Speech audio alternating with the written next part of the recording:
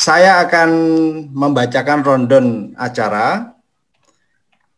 Pembukaan saat ini yang akan dilanjutkan dengan doa pembukaan. Kemudian selanjutnya akan kami serahkan kepada Bapak Andrea untuk memimpin acara seminar Alkitab Edisi Studi ini selama 90 menit. Kemudian kita akan mendengarkan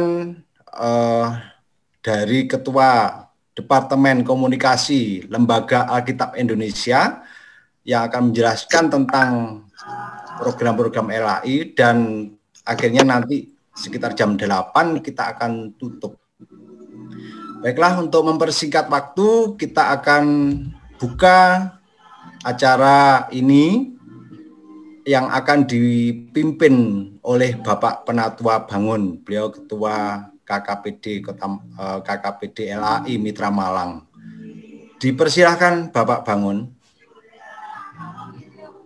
Pak Teguh, sebelum kita memulai acara webinar malam hari ini, mari kita satukan hati kita berdoa, mohon bimbingan dan kekuatan dari Tuhan. Berdoa kita mulai. Tuhan Allah Bapa kami yang di surga, kembali kami mengucapkan terima kasih kehadirat-Mu, di mana Tuhan telah menemani kehidupan kami pada hari ini mulai pagi hingga sore dan menjelang malam hari ini dalam keadaan sehat dan penuh dengan damai sejahtera. Begitu juga Tuhan, pada malam hari ini kembali kami akan melaksanakan kegiatan webinar bersama dengan LAI dengan tema Alkitab dengan edisi studi. Kiranya Tuhan yang menyertai dan membimbing kami semua, mulai dari panitia, begitu juga pembicara Bapak Dr. Anwar Chen, begitu juga tim dari LAI, begitu juga moderator Bapak Pendeta Krista yang akan memimpin. Kiranya Roh Kudus Tuhan menyertai kami semua, agar dalam acara webinar ini benar-benar kami mendapatkan hikmat, pengertian yang datangnya dari Tuhan saja. Begitu juga Tuhan, semua yang hadir dalam acara webinar pada malam hari ini, hamba-hamba Tuhan, baik pendeta, penetua, dan lain sebagainya, kiranya Tuhan juga yang memberikan hikmat kepada kami semua yang hadir, agar pada malam hari ini benar-benar ada penambahan pengetahuan yang kami dapatkan, sehingga nama Tuhan semakin dipermuliakan pada malam hari ini. Begitu juga Tuhan, bila mana dalam acara pada malam hari ini ada yang kurang, kiranya Tuhan juga yang menyempurnakan.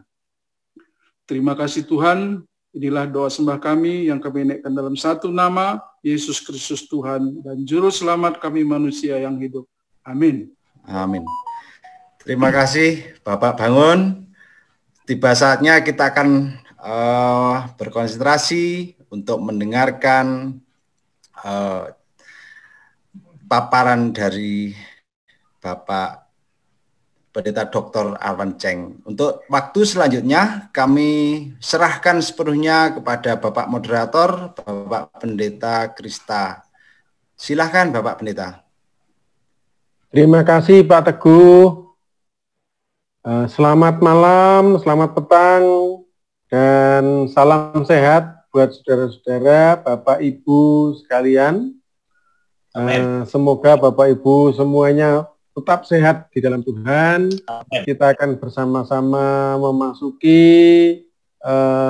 Zoominar atau webinar kita pada petang hari ini dengan narasumber tunggal, yaitu Bapak Pendeta Anwar Chen, PhD. Nah, sebelum nanti kita undang beliau, kita akan berkenalan dulu dengan beliau. Beliau adalah pendeta dari Gereja Kristen Protestan Indonesia atau GKPI. Ya. Nah, tugas utama beliau adalah Kepala Departemen Penerjemahan di Lembaga Alkitab Indonesia. Nah, beliau adalah konsultan penanggung jawab Alkitab untuk edisi studi kali ini. Kemudian juga revisi Alkitab terjemahan baru, revisi Deuterokanonika bersama dengan Lembaga Biblika Indonesia milik saudara-saudara kita Katolik. Kemudian beliau juga anggota Komisi Teologi dan Liturgi dari Persekutuan Gereja-Gereja di Indonesia, pengarah Sola Scriptura Annual Lecture on Biblical Studies pada tahun 2008 sampai sekarang. Beliau juga perkantas ya, anggota pengurus atau apa ini? Atau malah pembina beliau ya. Di perkantas. Studi teologinya di STT Nomensen, Pematang Siantar, tahun 1991, meraih gelar STH. Kemudian studi lanjut dalam teologi dan tafsir kitab suci di Union Theological Seminary in Virginia, USA, untuk meraih gelar magister atau master tahun 1995. Kemudian di Roma, di Pontificium Institutum Biblicum tahun 97 sampai dengan 98. Waduh, banyak sekali ini. Kemudian di L'École Biblique Yerusalem University Thessalonica Yunani tahun 2000. Studi doktoral dalam bidang biblika di Cambridge University, UK, United Kingdom, pada tahun 2003 dan meraih gelar PhD, Philosophy of Doctoral. Kemudian studi komplementer dalam bidang linguistik di Australian National University Canberra, Australia ya. Grade diploma ya, tahun 2007. Tulisan dan wawancara beliau diterbitkan antara lain di Koran Kompas, Jurnal Teologi Proklamasi milik FTT Jakarta, Indonesian Journal of Theology, Berita Ekumene, Forum Biblika LAI, Wacana Biblika dari LBI atau Lembaga Biblika Indonesia, Jurnal Penuntun GKI, Tabloid Reformata, Majalah Inspirasi, Vetus Testamentum di Belanda, Leiden. Demikian perkenalan dengan beliau. Nah, ke depan sekitar 45 menit atau lebih sedikit, kita akan serahkan kepada beliau untuk memaparkan kepada kita semua apa itu apa itu Alkitab edisi studi yang akan diperkenalkan kepada kita semua pada petang hari ini, supaya kita menjadi paham betapa LAI sebenarnya sudah berjuang sangat keras untuk berbagai hal, terutama di dalam fokus di dalam pelayanan penyediaan bacaan-bacaan kitab suci yang berbahasa Indonesia. Ya, baik, waktu sepenuhnya 45 menit ke depan kami serahkan kepada yang kita kasih Bapak Pendeta Anwar Chen PhD. Disilakan. Ya, selamat malam ya. Selamat sore menjelang malam ya. Terima kasih kepada Bapak Moderator Pendeta Krista Andrea. Dan juga buat kita semua yang mengikuti webinar ini ya, yang fokusnya pada Alkitab edisi studi ya. Satu terbitan Lembaga Alkitab Indonesia yang edisi pertamanya itu terbit tahun 2010. Tidak terasa sudah 10 tahun yang lalu, dan sampai saat ini kami harus mengakui inilah salah satu terbitan unggulan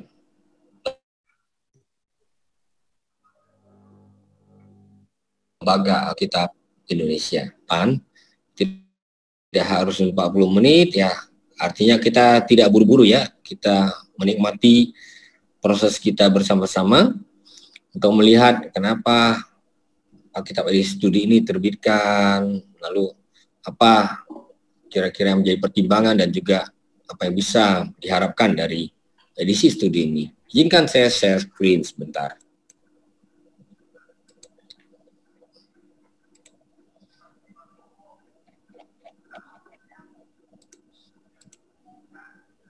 Ya.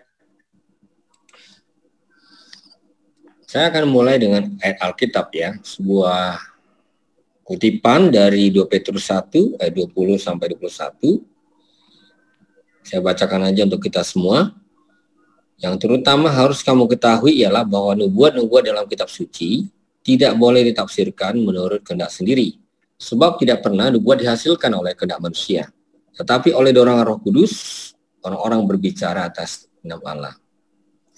Ayat ini termasuk salah satu ayat yang sering dicuplik ya ketika kita bicara soal tafsir menafsir. Di situ ada sebuah keyakinan bahwa memang teks kitab suci ini memang adalah suatu karya inspiratif yang diilhamkan oleh Roh Kudus, sehingga ketika kita menggalinya, kita betul-betul menempatkan diri kita sebagai orang-orang yang bersedia dituntun oleh Roh itu untuk memahami maknanya dulu, lalu menyeberangkan maknanya untuk masa kini. Ini betul-betul sesuatu yang dengan serius kita mau lakukan, karena kita tahu Alkitab kita ini sangat banyak variasinya. Dan oleh karena itu, ketika orang masuk ke dalam Alkitab, dia seperti masuk ke dalam sebuah rimba raya yang kaya sekali dengan berbagai keragaman hayati ya. Jadi kalau dia tidak mempunyai tuntunan, bisa saja dia akhirnya tersesat di dalam kekayaan tersebut.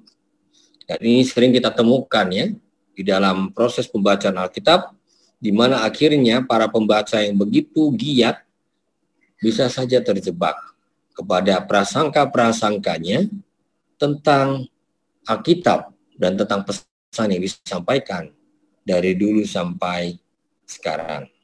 Nah, tentu kita nanti bisa diskusikan lebih jauh, tapi saya mau mengatakan ini karena memang betul tulisan-tulisan Alkitab ini sebagian memang sangat jelas, tapi sebagian memang kabur dan cukup membingungkan.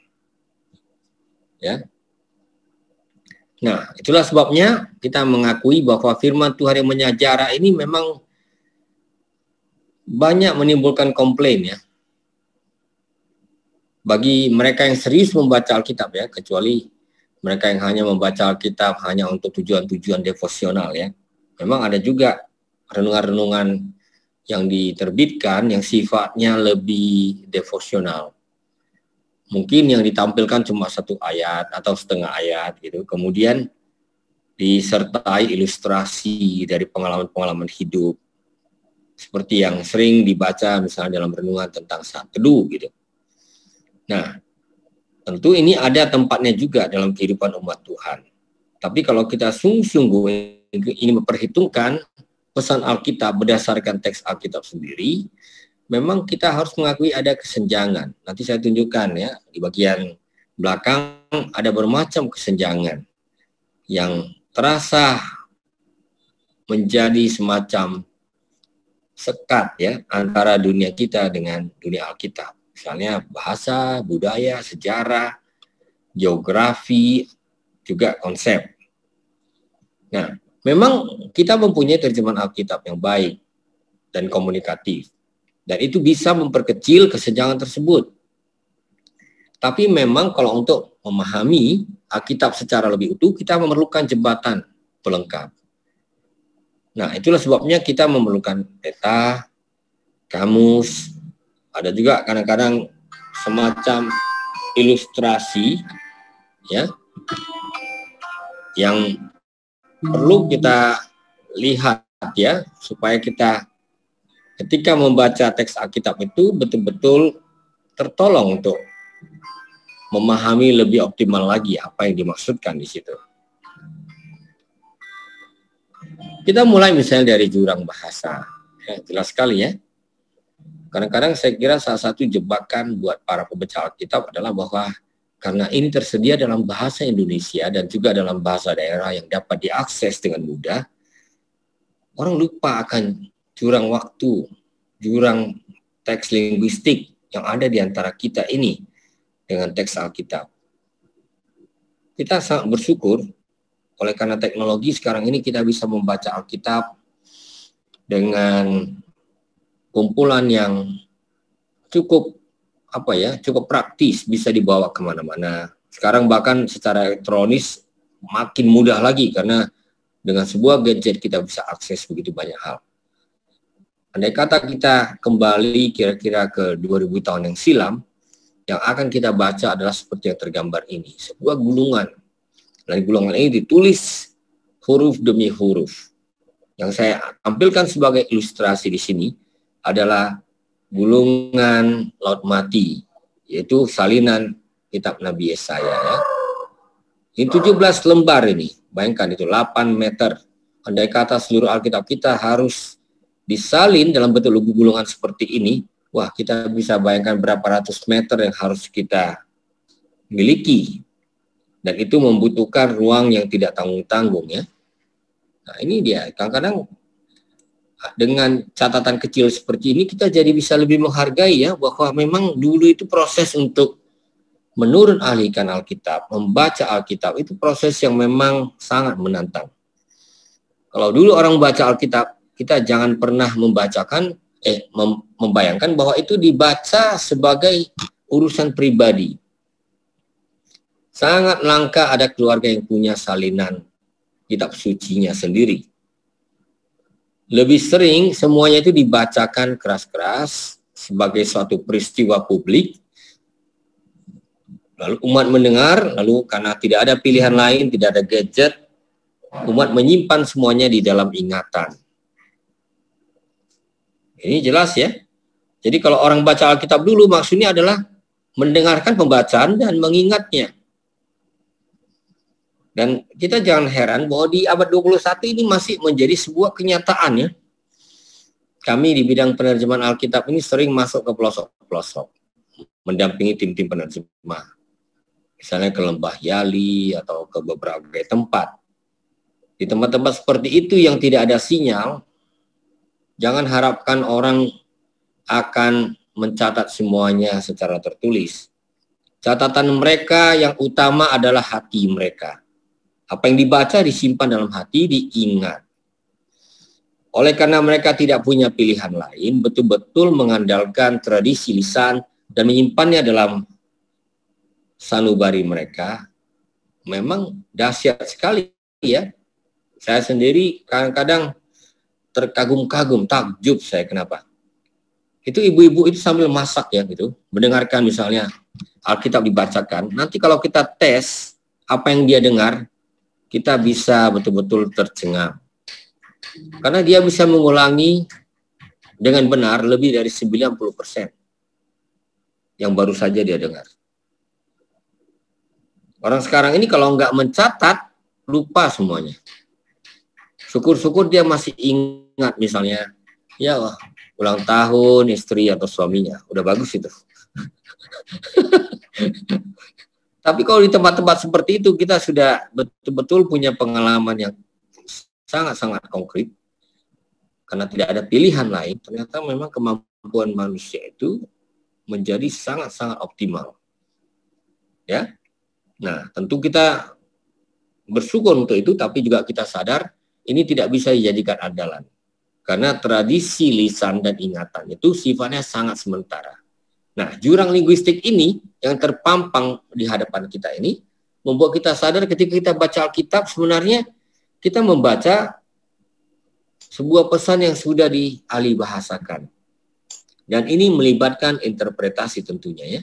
Jadi orang-orang seperti saya dengan tim penerjemah di belakang layar dengan hati-hati membaca baris demi baris dan berupaya untuk menyeberangkannya kepada pembaca masa kini sesuai dengan bahasa yang digunakan.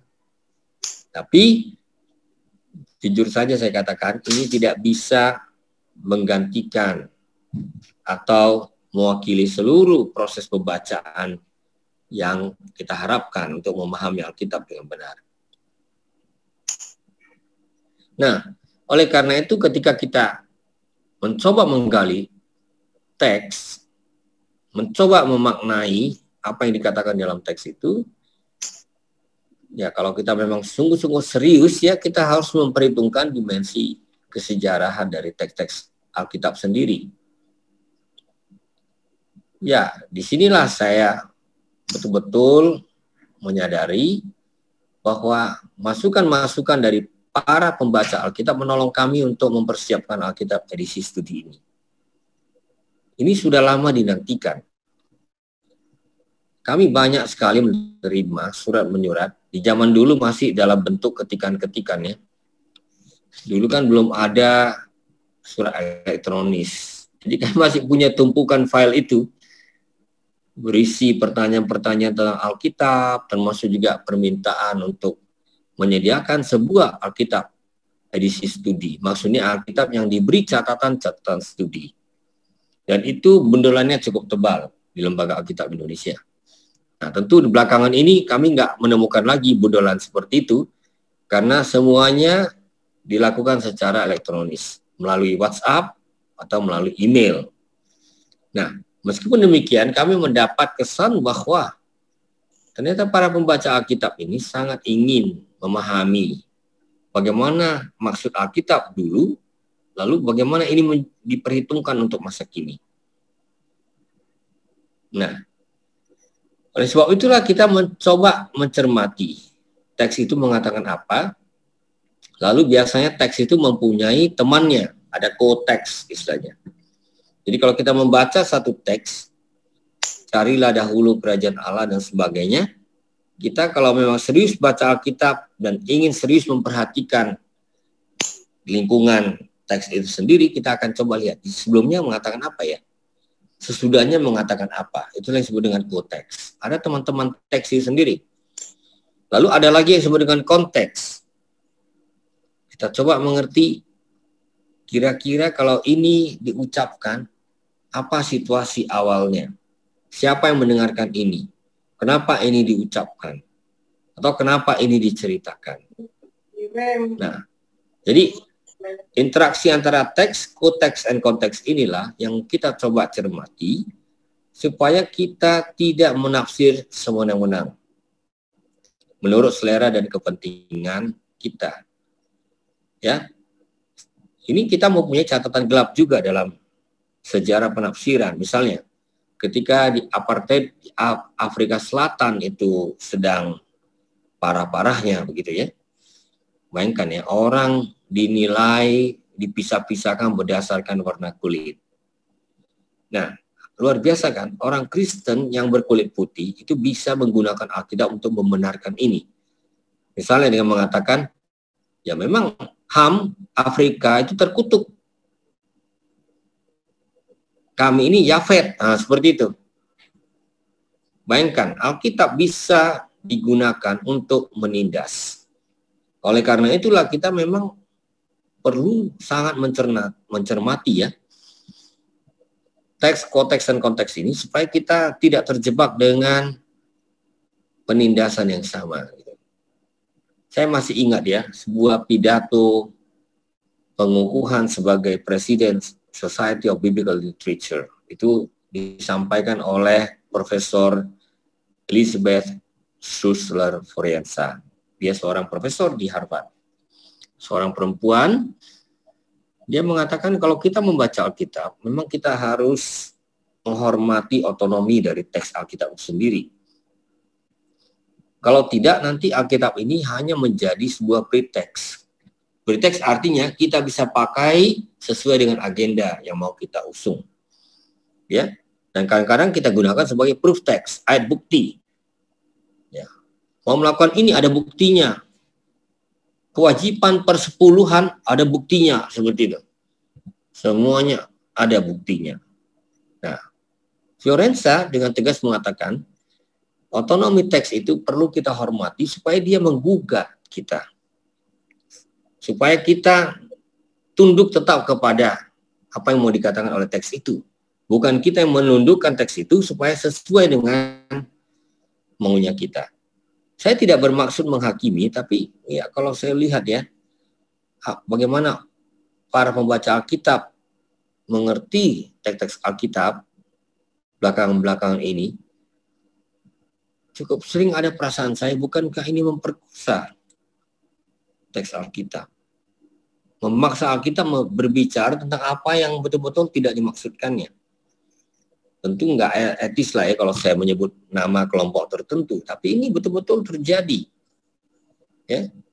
Atas nama Alkitab, atas nama teks Alkitab, orang menciptakan ajaran-ajaran yang menurut saya luar biasa asing bagi para penulis Alkitab sendiri.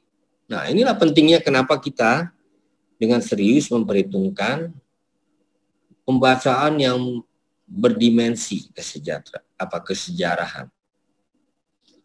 Nah, tadi saya sudah sebutkan ya, ini contoh-contoh soal saja nih. Kalau kita memperhitungkan kesenjangannya, tentu kita tahu ya, Alkitab ditulis dalam bahasa Ibrani, kitab Daniel dan Ezra sebagian kecil ditulis dalam bahasa Aram, Perjanjian Baru ditulis dalam bahasa Yunani. Ya. Jadi ya, yang namanya terjemahan bagaimanapun juga terjemahan bukanlah uraian panjang lebar gitu. Misalnya tentang istilah tertentu. Saya ambil sebuah contoh, misalnya Yohanes 1:1 digunakan kata logos kan. NRK and hologos kayak hologos prostontion ya kan, kai theos and hologos. Dengan kata lain bahwa memang logos itu adalah firman. Logos itu adalah Allah sendiri, theos. Tapi ya, terjemahan firman ini tidak bisa mengungkapkan makna-maknanya yang memang sesungguhnya tersirat di dalamnya. Bagi orang Yunani, logos itu adalah pengikat alam semesta. Semacam penopang dari jagat raya ini. Prinsip-prinsip dasarnya. Bagi orang Yahudi, ketika dengarkan kata logos, yang mereka bayangkan adalah ya firman Allah yang berkuasa itu ya, yang pada waktu penciptaan memang sangat berperan, mirip-mirip dengan kuasa Allah sendiri yang menciptakan segala sesuatu. Nah, ini contohnya. Kalau kita membaca kitab Rut, wah ini soal penebus, Goel. Wah ini apa yang ditebus? Kadang-kadang kita pikir ini hanya soal transaksi bisnis gitu. Tapi kalau kita benar-benar menggalinya dalam bahasa aslinya, itu berarti orang yang betul-betul bertanggung jawab sebagai kerabat dekat kalau ada situasi yang mengharuskan dia untuk ambil alih. Misalnya saudaranya meninggal dunia. Jadi bukan hanya urusan tebus-menebus, ini sampai urusan keturunannya, warisannya, ini semua menjadi tanggung jawabnya. Nah, seperti itu ya. Jadi kita dengan sadar dan rendah hati mengakui ketika baca Alkitab ada gap atau kesenjangan yang menganga di antara dunia sana dengan dunia kita pada masa kini. Oleh karena itu kita memerlukan juga informasi-informasi yang menolong kita untuk memahaminya dengan lebih baik. Jadi tujuan kita ketika kita bicara tentang bagaimana memahami Alkitab itu adalah supaya pemahaman kita memang lebih utuh. Untuk menghindarkan apa yang saya sebutkan sebagai comotologi. Comot sana, comot sini untuk berteologi. Ini cukup sering terjadi terakhir-terakhir ini ya. Orang membaca satu ayat, membaca satu kata, kemudian melompat, menyimpulkan maknanya, dan akhirnya terjebak dengan pemahaman yang ya bagaimanapun cukup keliru ya dalam konteks itu.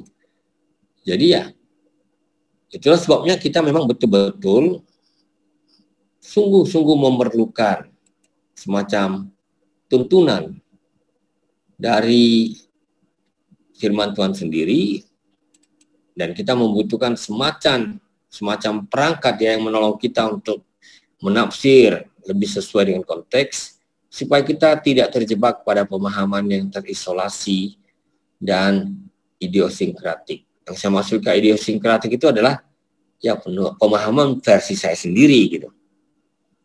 Ya. Nah, itulah sebabnya ada satu prinsip yang penting yang disebut dengan Scripture Interpres. Kitab suci menafsirkan kitab suci. Kalau kita membaca satu kata, kata itu tidak terisolasi, kata itu harus dilihat dalam konteks frase. Lalu di atas itu adalah klausa, kalimat, paragraf, perikop, kitab, kumpulan kitab, dan seluruh Alkitab, yaitu Perjanjian Lama dengan Perjanjian Baru.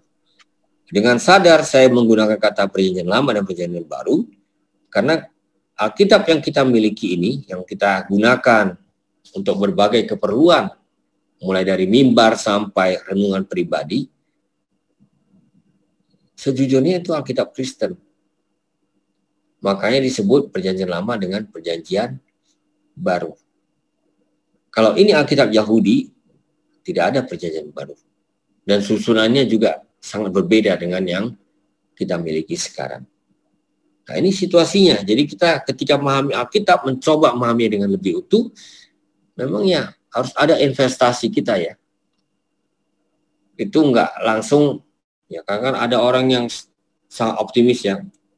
Yang penting saya dituntun Roh Kudus, saya bisa memahami isi Alkitab.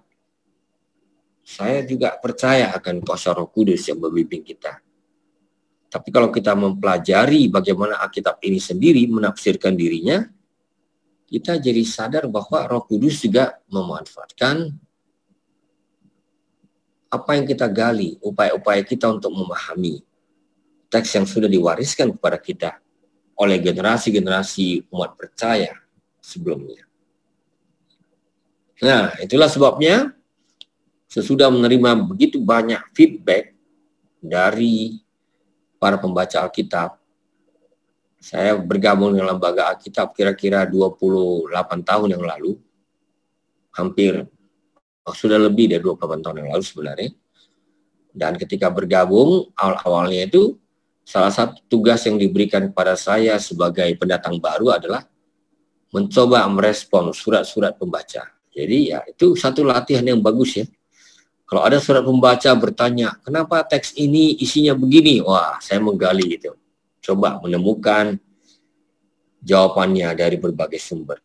Nah, lama-lama muncul kesan, sebenarnya pembaca Alkitab sangat kepingin memperoleh informasi-informasi yang sifatnya mendasar untuk menolong pembacaan Alkitab. Memang informasi ini dimaksudkan tidak menggantikan pembacaan teks Alkitab sendiri, tapi rupanya pembaca terbantu kalau tersedia bahan-bahan yang bisa mengoptimalkan pemahaman mereka. Ya, dan memang belakangan permintaan itu jadi lebih eksplisit. Kapan LAI akan terbitkan semacam edisi studi begitu? Ya. Waktu itu memang lembaga Alkitab ya pendekatannya masih sangat konservatif ya. Artinya begini. Kalau kita bicara prioritas, kita akan utamakan terjemahan dulu. Karena masih banyak bahasa-bahasa di Indonesia ini. Indonesia ini kan kaya bahasa ya, lebih dari 700 bahasa ada di Indonesia. Begitu banyak bahasa yang memang sedang menunggu terjemahan di dalam bahasa mereka. Apakah bukan kemewahan bahwa kita kemudian konsentrasi, ya betul-betul mengarahkan energi kita untuk menyediakan sebuah edisi yang ilmiah. Tapi rupanya ini kebutuhan ya, dan akhirnya dengan berbagai pertimbangan disiapkanlah sebuah edisi seperti ini ya. Kami memanfaatkan bahan-bahan yang diterbitkan oleh Lembaga Alkitab Amerika. Ya, Lembaga Alkitab yang menjadi saudara kami dalam lingkungan lembaga-lembaga Alkitab sedunia, United Bible Societies. Nah, Indonesia kalau udah bicara soal kemasan hebat ya. Versi Inggrisnya itu lihat sampulnya seperti ini. Ketika sudah pindah menjadi Indonesia, jauh lebih memikat menurut saya. Nah, mengapa Alkitab studi? Saya sudah sebutkan tadi, ini sudah lama diungkapkan sebagai kebutuhan. Lalu dalam edisi seperti ini kita sediakan informasi yang relevan dan ramah dengan pembaca. Jadi kita tidak mau menyediakan sebuah Alkitab edisi studi yang isinya cuma huruf-huruf, lalu memberi informasi sepadat-padatnya. Sehingga yang mau membacanya itu betul-betul orang-orang yang serius, sungguh-sungguh tidak betul-betul die hard, istilah bahasa Inggrisnya. Kita nggak mau seperti itu.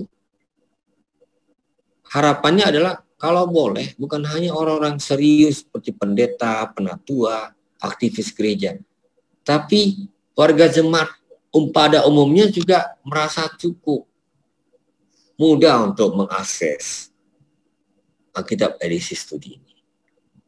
Nah, yang terpenting lagi yang berikut adalah sesadar-sadarnya kami tidak mau memihak kepada ajaran atau tradisi doktrinal tertentu. Ini merupakan ciri dari lembaga Alkitab.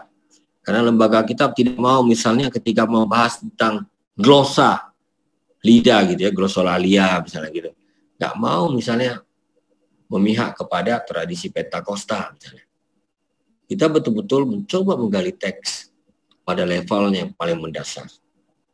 Ya, ini kita pertahankan bukan hanya dalam Alkitab edisi studi, tapi di dalam berbagai terbitan lembaga Alkitab Indonesia. Nah, selain itu juga kita menyiapkan bahan-bahan yang bukan hanya menggali masa lampau di balik teks Alkitab, tapi juga menyediakan beberapa pertanyaan mendorong kita untuk bertanya. Di masa kini ini, apa relevansinya buat hidup kita?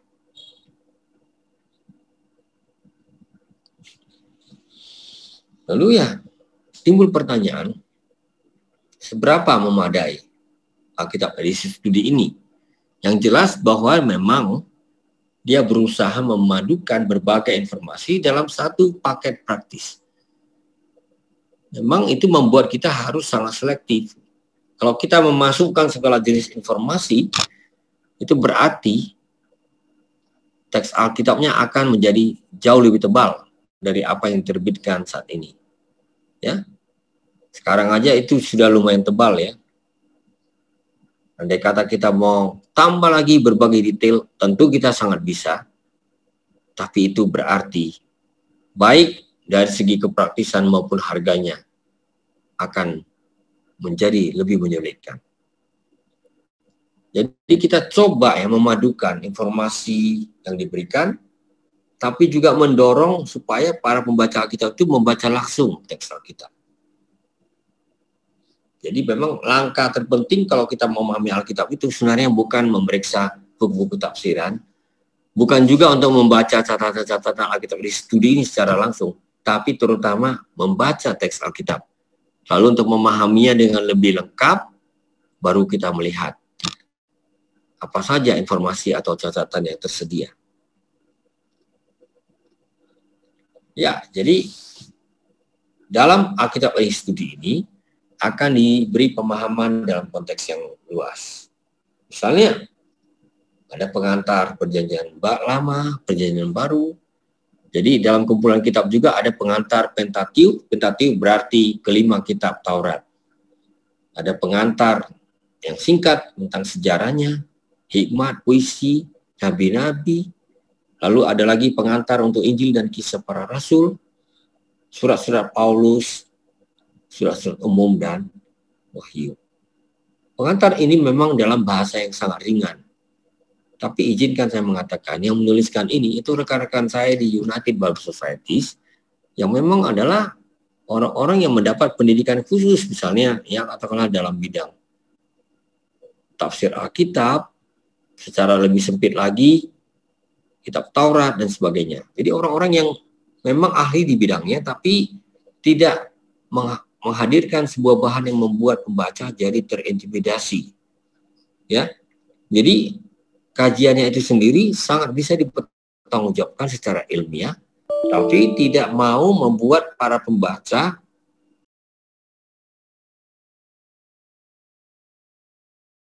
Filipi 4:6 ya, janganlah hendaknya kamu khawatir tentang apapun juga, tapi nyatakanlah dalam segala hal keinginanmu kepada Allah dalam doa dan permohonan dengan ucapan syukur.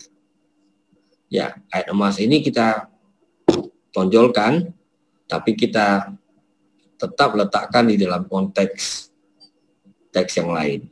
Ya, Karena ayat emas ini bisa menjebak kita juga, sehingga kita membaca teks itu lepas, satu persatu lepas dari konteksnya. Kita juga sediakan artikel-artikel yang relevan. Ya.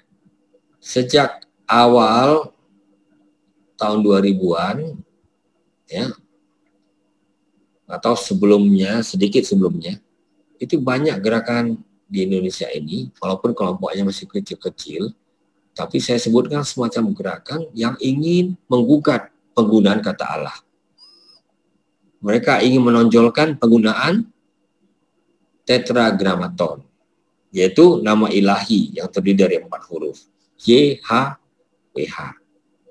Ya, oleh karena memang ada kebutuhan untuk memberi penjelasan ini, kita betul-betul menulis artikel tentang YHWH. Ini tidak mengambil dari bahasa Inggris atau dari mana.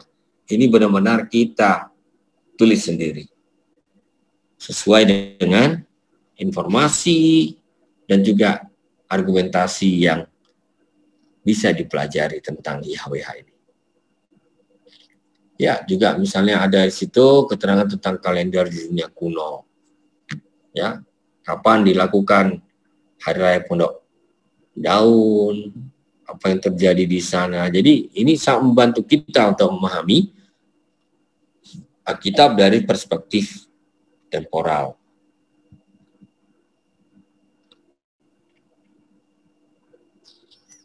Nah, juga kita sediakan berbagai-bagai peta ya.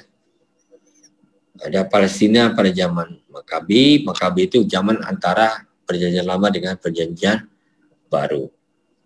Ada juga Yerusalem pada zaman Yesus sekitar tahun 30-an. Jadi peta-peta warna ini menolong kita untuk memahami wilayah secara umum pada zaman tertentu. Ini sangat-sangat membantu kita untuk lebih memahami konteks apa yang kita baca. Nah, memang timbul pertanyaan pada akhirnya. Sebenarnya Alkitab edisi studi yang terbitkan LAI ini untuk siapa? Tentu bersifat umum ya. Kita sebutlah semua yang rindu untuk lebih akrab menghayati pesan Alkitab dengan referensi yang memadai untuk memahami latar belakang dan isinya. Mereka yang rajin baca Alkitab tapi cenderung sepotong-sepotong. Jadi kayak kelihatannya ini mayoritas umat pembaca Alkitab ini rajin tapi sepotong-sepotong gitu. Nah, ini juga tentunya untuk semua warga jemaat. Para pelayan gereja, penatua, pendeta sekalipun, ya pendeta pun. Saya tidak ragu mengatakan kalau orang membaca Alkitab kemudian dituntun oleh catatan-catatan yang sifatnya ringan ini, dia akan dapat wawasan yang cukup komprehensif. Ya, sehingga tahu misalnya ya secara teknisnya apa beda kurban pendamaian dengan kurban sajian atau persembahan sajian. Itu ada keterangannya di dalam Alkitab edisi studi ini.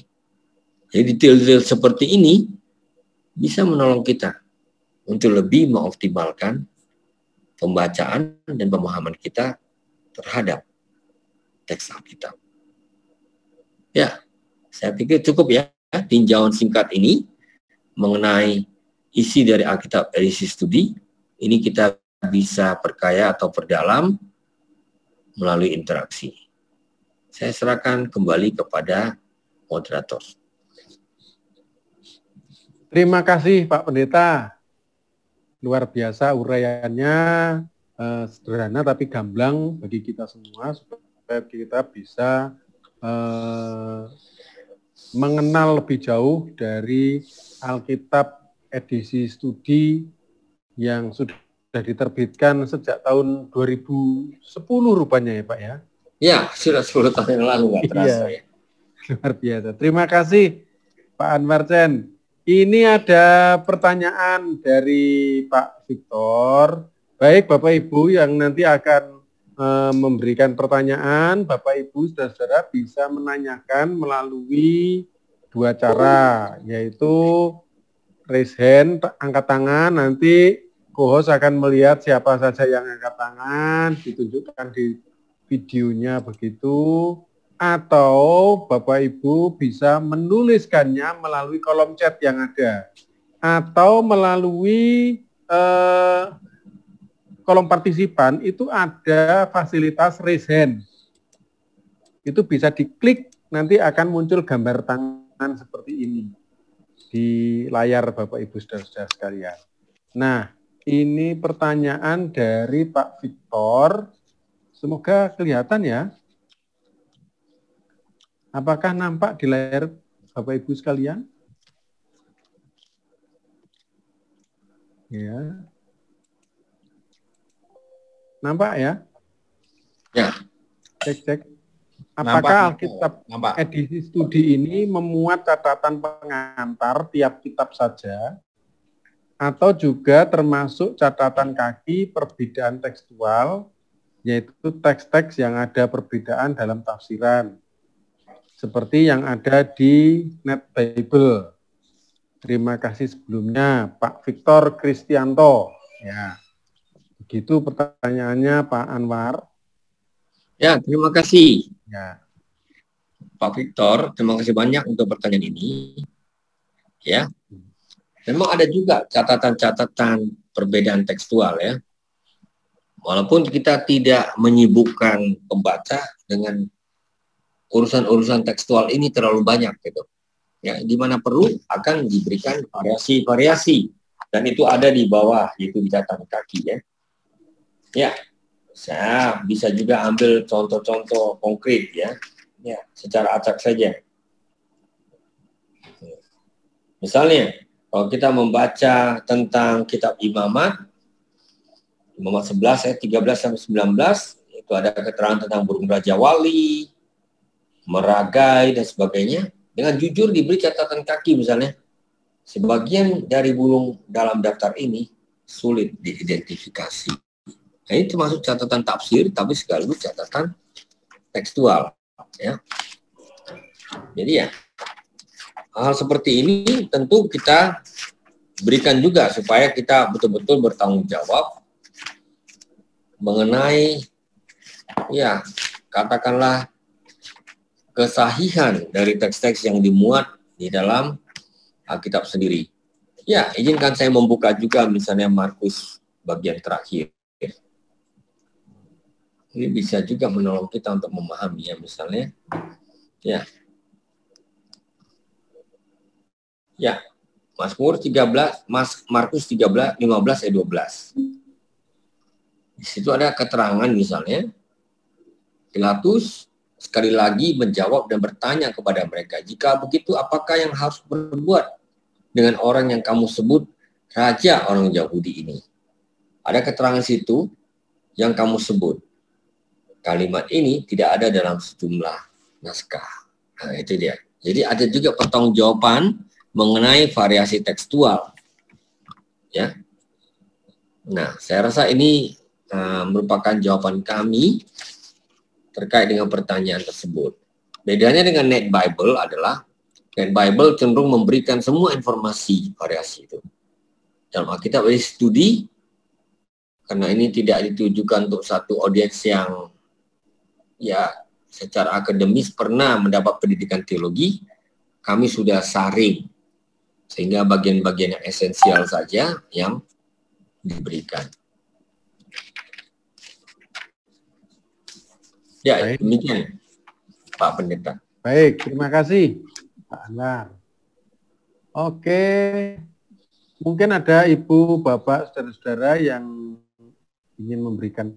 Saya kira pertanyaan dari kolom chat cuman itu. Barangkali ada Ibu, Bapak, saudara yang ingin memberikan pertanyaan atau merespon, mungkin bukan bertanya atau merespon, atau klarifikasi, atau apa begitu. Silakan.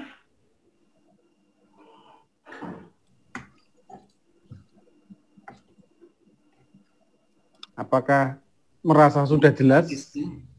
Saya ada Pak Enos. Ya. Oh, Pak Enos. Boleh saya ada raise hand? Silakan Pak Enos. Langsung saja Pak Enos. Ya. Selamat malam Pak Anwar. Saya senang sekali bisa bisa tatap muka dengan Bapak, orang yang sudah cukup lama di LAI, Pak. Nah, saya langsung saja bahwa saya bukan penggemar atau pengagum nama Yahweh, tapi di luaran sana itu cukup banyak hal yang ditanyakan mengenai alasan kenapa LAI menggunakan kata Allah di dalam terjemahan LAI, Pak. Apakah di dalam Alkitab edisi studi ini juga dijelaskan pertimbangan LAI untuk menggunakan kata Allah? Saya rasa ini penting untuk menjawab bahwa di luar sana itu seringkali muncul pernyataan bahwa LAI gegabah dengan menggunakan terminologi dari rekan-rekan Muslim. Dan sangat baik menurut saya supaya LAI juga menjelaskan ini bahwa bukan sembarangan LAI menggunakan terminologi kata Allah, seperti itu. Yang kedua, bagaimana tanggapan Bapak di luar di teman-teman itu sudah mulai banyak menerjemahkan Alkitab. Ada yang mencoba menerjemahkan Alkitab dari bahasa Aramaik atau dari Pesitanya. Ada juga yang menerjemahkan Alkitab dengan menghilangkan kata Allah dan mengganti dengan terminologi yang lebih mendekati bahasa aslinya. Nah, menurut Bapak bagaimana dua hal ini kira-kira, Pak? Demikian, Pak. Lagi ke Bapak. Terima kasih Pak Enos pertanyaannya. Ya, memang banyak sekali ya, ada tanpa ragi, menerjemahkan sendiri, dan macam-macam. Nah, ini perlu ada penjelasan dari pakarnya, dari LAI sendiri. Silakan Pak Anwar. Ya, terima kasih. Memang ini adalah satu perkembangan terakhir ya. Ya. Rupanya orang terpengaruh untuk melihat adanya semacam kontras antara kita dengan teman-teman kita Muslim. Sebenarnya saya lihat ini didorong oleh semacam sentimen ini.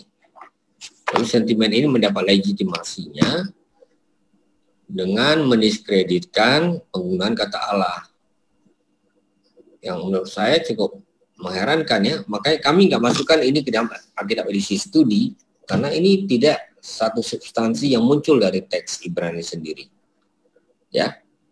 Tapi kalau memang ada yang betul-betul membutuhkan penjelasan ini, kami mempunyai YouTube singkat ya.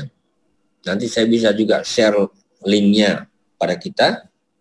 Itu sudah 6 tahun lalu kami siapkan yang bisa memberi penjelasan. Bahkan ada juga semacam leaflet tentang itu. Nah, yang cukup mengherankan bagi kita adalah itu selalu dikatakan kita pinjam dari Muslim. Orang rupanya perlu belajar sejarah gitu. Kenapa? Karena orang Kristen Arab itu lebih dahulu menggunakan kata Allah. Itu diakui bahkan oleh sarjana-sarjana Islam. Ya, Nurkolis Majid misalnya. Jadi memang susah gitu. Oke lah, di tanah air kita sebelum ada Indonesia, di Nusantara ini, kita pinjam melalui bahasa Melayu. Karena bahasa itu kan selalu menyerap ya, unsur-unsur dalam perjumpaan lintas budaya gitu. Oke, kita pinjam dari bahasa Melayu. Lalu kalau kita nanti kembalikan lagi, sebenarnya akhirnya nanti kita pinjam dari ya para bapak pendahulu kita di tanah Arab. Jadi pinjam meminjam ini tali temalinya sudah panjang sekali. Itu dari satu segi ya Pak. Ya, jadi nah memang banyak sekali teman-teman kita ini begitu gigih menyalahkan LAI. Mungkin kita nggak sadar, bahkan kami sudah sampai ke pengadilan loh. Karena kami yang digugat. Kami nggak pernah gugat siapapun, tapi kami digugat. Dan saya sebagai konsultan itu mendampingi pengacara sampai soal itu. Syukurlah keputusannya akhirnya mengatakan gugatan tidak diterima, jawaban kami juga diterima, nggak apa-apa. Yang jelas ini sudah jadi jurisprudensi lah gitu. Kalau ada kasus yang sama, kami bisa tunjukkan salinan pengadilan. Nah, kita memang merasa bahwa saya waktu habis untuk urusan-urusan ini. Ya. Tapi ya, mari kita sadar nggak kata L itu politeis awalnya. Nah, kenapa orang Israel bahkan bisa dengan penuh keyakinan, bangga ya, mengatakan kami ini Israel gitu. Loh, itu kan politeis. Sebelum ada Israel, El udah dipakai ribuan tahun di Kanaan. Lalu ya, kalau memang kita ingin supaya Alkitab kita ini murni, nggak ada jejak politeis, tidak ada jejak dari keyakinan lain, saya waktu itu usulkan kepada teman-teman kita ini, gimana kalau semua kata El kita potong saja, hilangkan saja dari Alkitab, sehingga Immanuel itu menjadi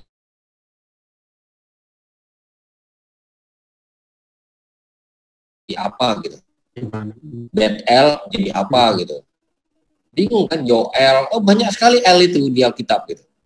Akarnya adalah politeis. Kan pemahaman El kemudian hari sangat beda dengan pemahaman El yang dianut dalam versi aslinya. Nah, itu contoh soal ya Pak. Jadi dalam soal-soal adanya terjemahan-terjemahan saingan dan sebagainya, lembaga Alkitab pada akhirnya mengembalikan itu kepada pertimbangan-pertimbangan gereja gitu. Bahwa ada gerakan-gerakan di luar gereja yang ya saya sebutlah mayoritas ya, ada gitu. Tapi kami bertahan bukan karena urusan bisnis, karena ya betul-betul itulah Alkitab. Dasar kita betul-betul dari Alkitab sendiri.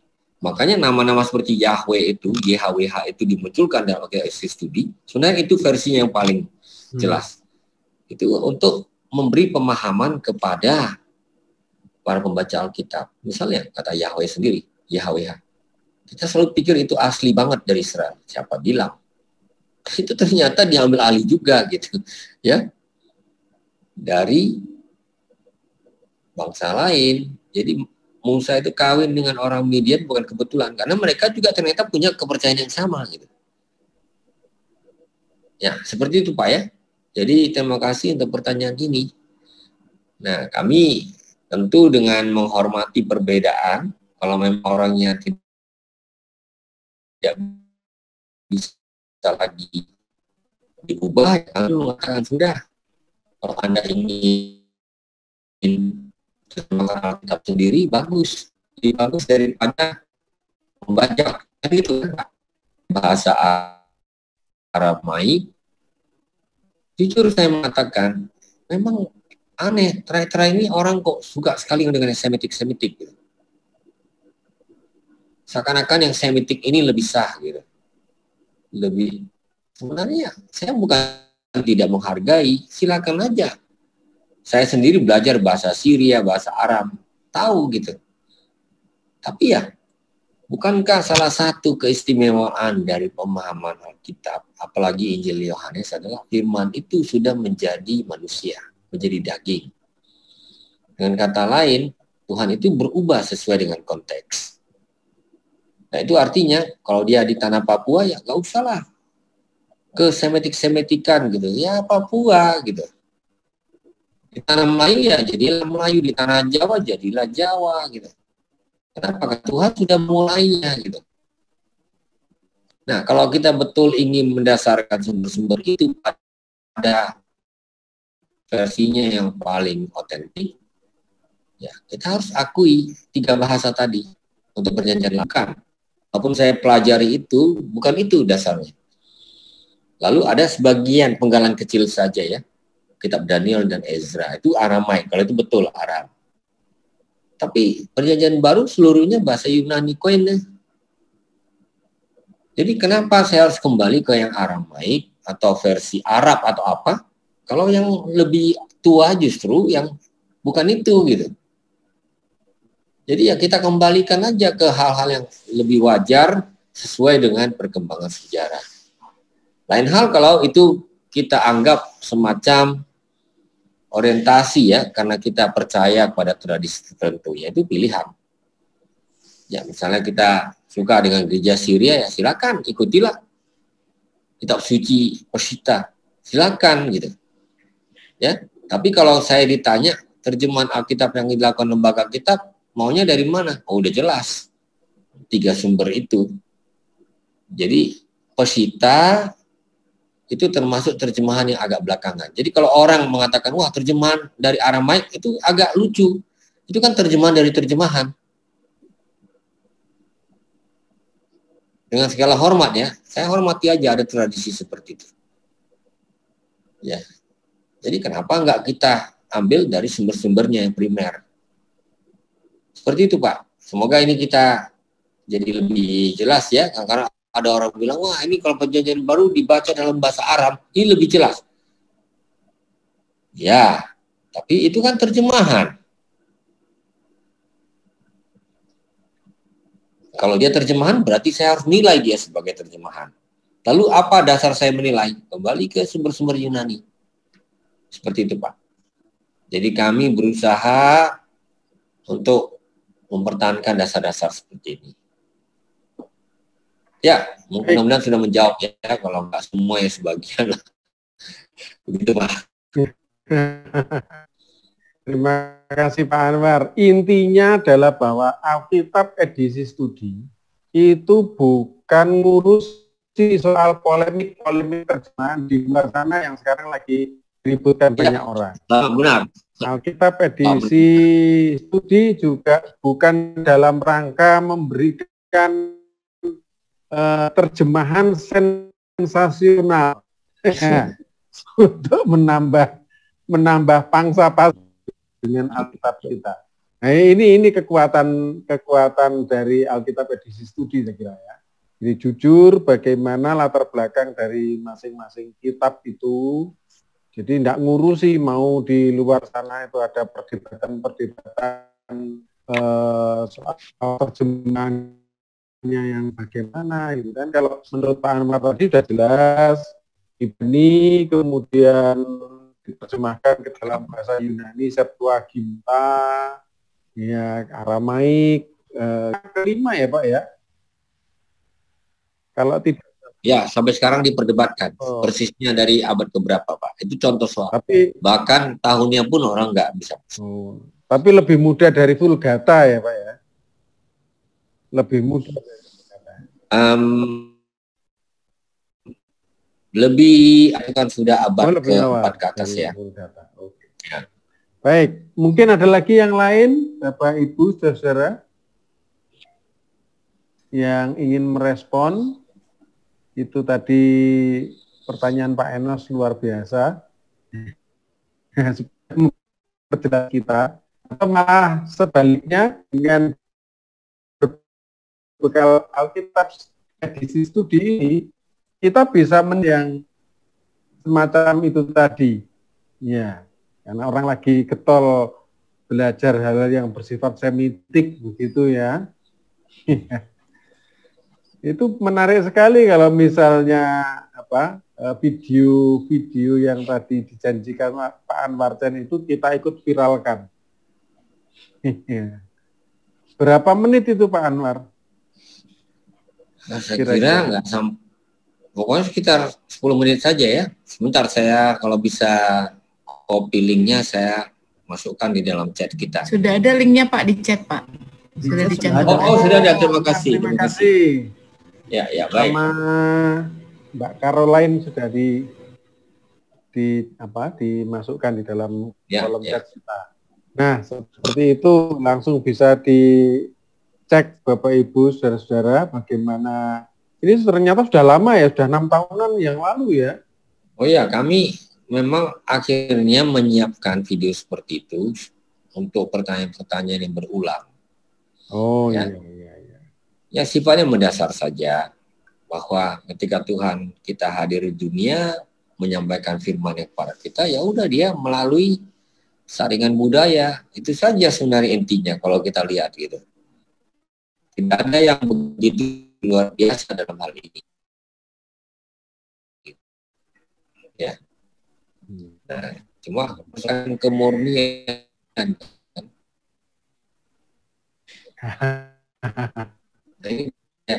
Gimana datangnya? Ya dari surga langsung kan gitu. Ya, nah, kita percaya sebetulnya nggak seperti itu. Iya. Ya itu Pak hasilnya. Kalau buat kami yang di Malang Pak, yang lebih mudah dipahami ya bahasa Indonesia Pak.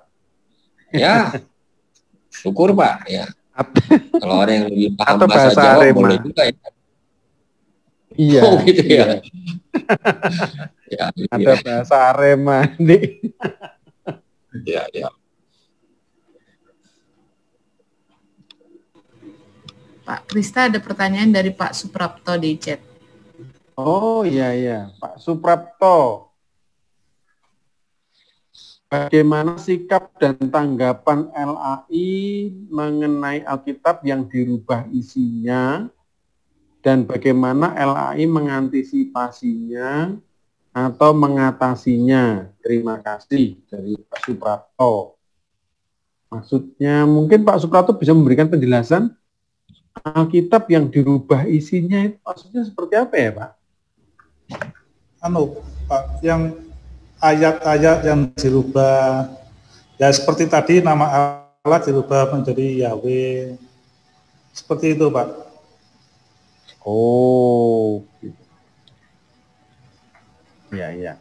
Silakan Pak Anwar. Mungkin muncul pertanyaan Pak Suprapto di. Ya, baik. Terima kasih Pak. Ini, ya bagaimana tanggapan kami?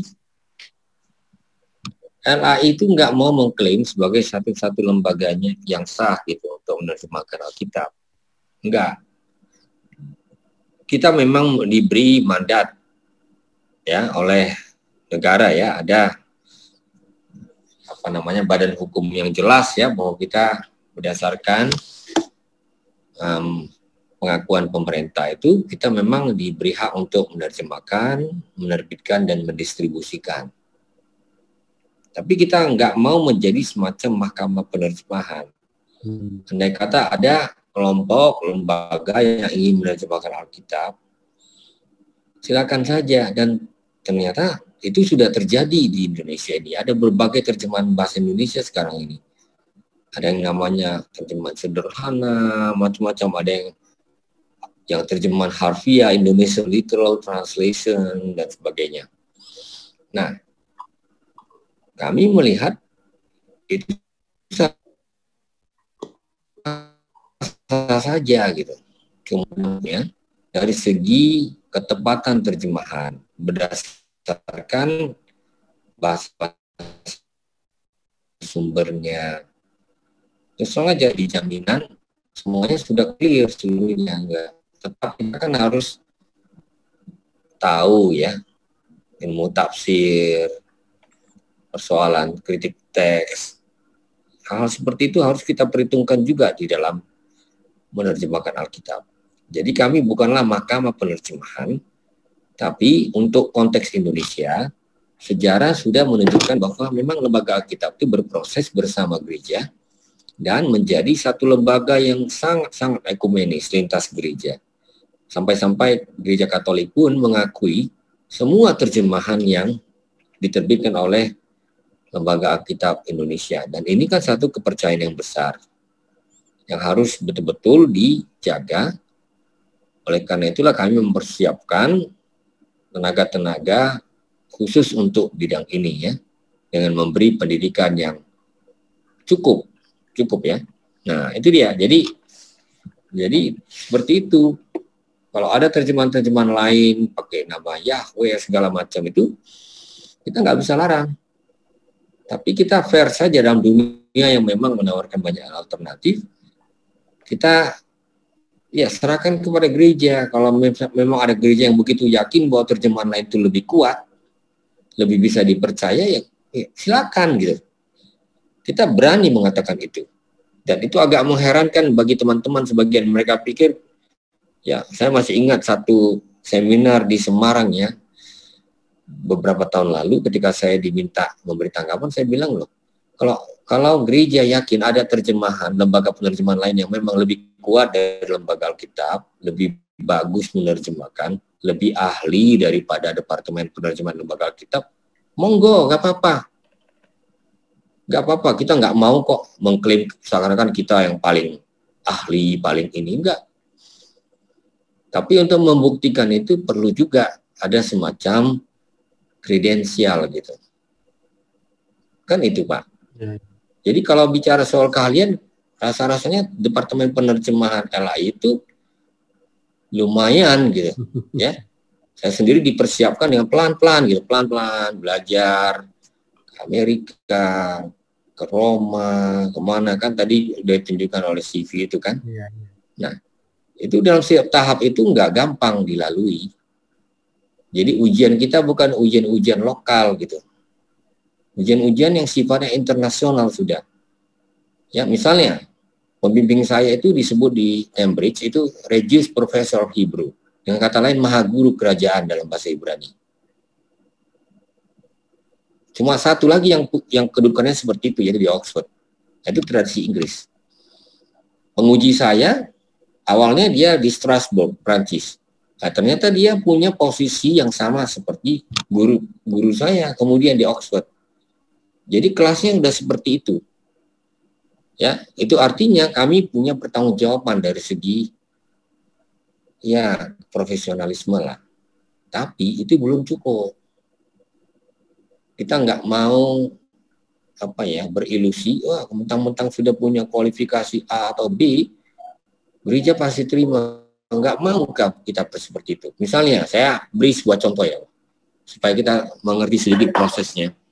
Kita saat ini sedang memperbarui Alkitab kita ini, karena memang dia udah terjemahan yang cukup lama ya. Terbit tahun 1974, tapi itu dimulai tahun 1950-an awal. Dengan kata lain dia sudah hampir ya lebih dari setengah abad ya Pak. Iya. Nah, kita harapkan tidak lama lagi kita akan terbitkan yang baru gitu. Ya katakanlah dalam waktu 5 tahun ini. Nah, apakah kerja kami di belakang layar ini sudah begitu meyakinkan? Ya, kalau dari segi akademis. Tapi 3 tahun lalu kami mengadakan 6 konsultasi. Dari Manado ke Maumere itu kan daerah Katolik ya. Kemudian ke Medan. Tahun berikutnya kami lakukan dari Jogja. Itu dengan melibatkan Universitas Kristen Tirta Wacana ya, Fakultas Teologi, kemudian Sanata Dharma, ya. Lalu kami juga sudah itu ke Pontianak, lalu berikutnya ke Jayapura, supaya berbagai wilayah Indonesia itu tercover gitu. Dan di setiap titik itu kami mengundang gereja-gereja, kirimlah pakar yang sepakar-pakarnya yang kamu miliki. Kita fair gitu, ya. Jadi kita ini bahagia kalau menemukan yang betul-betul pakar gitu. Karena ini membantu kita untuk mempertajam terjemahan kita. Kami menerima cukup banyak feedback. Lalu puncaknya itu tahun 2000 berapa ya? 2018 ya, Ibu Erna. Kami mengadakan konsultasi nasional. Nah, kalau ini memang sudah lebih sedikit gerejawi. Kami undang para uskup. Dan kami waktu itu memang agak ketar-ketir. Kenapa? Pada waktu yang sama, rupanya pemerintah mengumpulkan pimpinan-pimpinan umat Islam, Buddha, Hindu, Kristen di Jakarta itu saya ingat. Persis waktunya. Kami udah pikir, waduh acara kami bubarlah. Ini kan acara kami apalah istilahnya dibandingkan acara politik. Dan kami sangat terperangah. Ternyata Ketua PGI, PGLI, bermacam-macam pimpinan umat itu hadir loh. Menteri Agama hadir, kami di luar dugaan kami ya. Dirjen udah pasti ikut lah kalau Menteri Agama udah hadir. Nah, lalu uskup-uskup hadir, 5 orang uskup, ahli biblika. Termasuk yang sekarang sudah jadi kardinal. Kardinal Suharyo. Itu memimpin sesi terakhir, sesi kunci. Sehingga kami menyadari, wah ini rupanya dianggap serius ini. Bahwa kitab suci akan berubah, ini serius. Kenapa? Karena kalau sekali berubah, dari mimbar itu akan diakui sebagai firman Tuhan. Gitu. Nah, proses seperti inilah yang kami lakukan, supaya nggak menganggap, istilahnya, wah, LA itu sudah hebat, bisa menentukan semuanya. Sekali terbit sudah jadi. Kita nggak mau seperti itu. Kita tetap mendengarkan, menerima masukan, walaupun kami saring, kami ukur lah gitu ya, sesuai dengan ya sumber-sumber yang kami miliki, sesuai dengan kompetensi yang kami miliki. Jadi kita kolaborasinya itu sedemikian bagus gitu. Nah, misalnya saya tambahkan sedikit lagi, Deuterokanonika untuk edisi Katolik pun itu dipercayakan kepada Lembaga Alkitab Indonesia. Jadi anggota-anggotanya itu romo-romo, 2 diantaranya sudah jadi uskup, 1 uskup Malang. Ini orang Malang ini kan. Ya kan? Yeah. Itu Monsinyur Pidiarto itu teman dalam tim tadinya. Oh. Kan gitu. Ya sekarang pun masih teman sih. Ya gitu ya. Lalu satu lagi uskup Bali, Monsinyur Sylvester San. Itu anggota tim. Jadi maksud saya Gereja Katolik itu menyertakan anggota tim yang sekaliber itu gitu. Jadi kita berproses bersama, saya konsultannya. Walaupun saya orang Protestan, kalau untuk memeriksa terjemahan, saya kejam saya. Ya, tidak saya izinkan orang-orang ini lolos kalau saya bilang tidak. Nah, itu. Jadi kita saling mengasah gitu dalam tim. Dan itu kan membuat kita jadi kokoh gitu sebagai umat yang merayakan Alkitab bersama. Ya tentu ada perbedaan. Misalnya kalau ditanya apakah Deuterokanonika firman Tuhan bagi saya, saya pendeta Protestan, nggak bisa saya akui itu. Tapi saya akan mengakui bahwa teman-teman saya Katolik mengakui itu sebagai firman Tuhan. Ya, jadi seperti itu Pak. Jadi kita sangat terbiasa. Memang begitulah sebenarnya normanya di Lembaga Alkitab Indonesia. Selalu kita bekerja dengan gereja-gereja. Dan ini nggak hanya untuk bahasa Indonesia loh. Untuk semua bahasa daerah, kalau di satu daerah kami tahu ada kepelbagaian gereja, kami pasti libatkan. Ya, kira-kira seperti itu, Pak. Ya, ada pertanyaan terakhir sebelum sesi ini ditutup. Sebentar, Pak Manung Khalid, ini sudah ada pertanyaan yang lebih dulu masuk. Saya akan share screen dulu di sini, ya. Saya lupa tadi dari siapa tadi yang bertanya. Dalam Alkitab LAI di Kitab Raja Raja dan Tawarik disebutkan bahwa bangunan istana Salomo dan Bait Allah itu dibuat dari kayu cendana. Padahal kayu cendana itu asalnya dari Nusantara, NTT, dan baru dikenal secara internasional abad ketiga. Apakah mungkin kayu cendana sudah sampai di Yerusalem ketika zamannya Salomo? Terima kasih. Nah, demikian pertanyaannya, Pak Anwar. Menarik ya. Rupanya kita tertarik juga untuk tahu soal jenis kayu ini ya. Ya, ada 1001 pertanyaan seperti itu ya. Ketika kita sudah sampai kepada ekuivalen. Ya. Iya. Sebenarnya prinsip penerjemahan kita itu ekuivalen, itu berarti bahwa kita ya tidak anggap semuanya identik ya. Tapi kita mencari yang setara dengan yang kita kenal gitu. Jadi kalau soal kayu cendana tani termasuk dalam kategori seperti itu. Saya mau buka dulu teksnya sebenarnya untuk melihat sebenarnya ini benar-benar sah nggak terjemahannya gitu. Ya, izinkan saya sedikit melirik dulu. Aduh, ini kemana ini? Sebentar. Ya, Pak. Silakan. Ya, supaya kita punya gambaran tentang soal-soal cendana ini.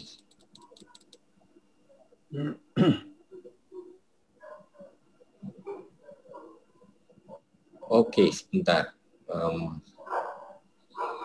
Oke, dalam bahasa Ibrani disebut Yasa Hamelek Etse Ha'almon Kim. Oke, kayu almuk. Kalau mau pakai bahasa Ibraninya yang persis itu kayu almuk lah, begitu ya.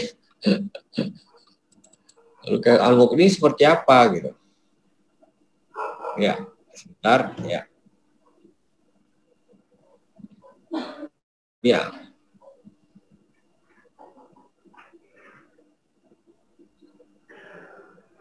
Iya, itu kayu cendana itu kan kayu dari India sebenarnya.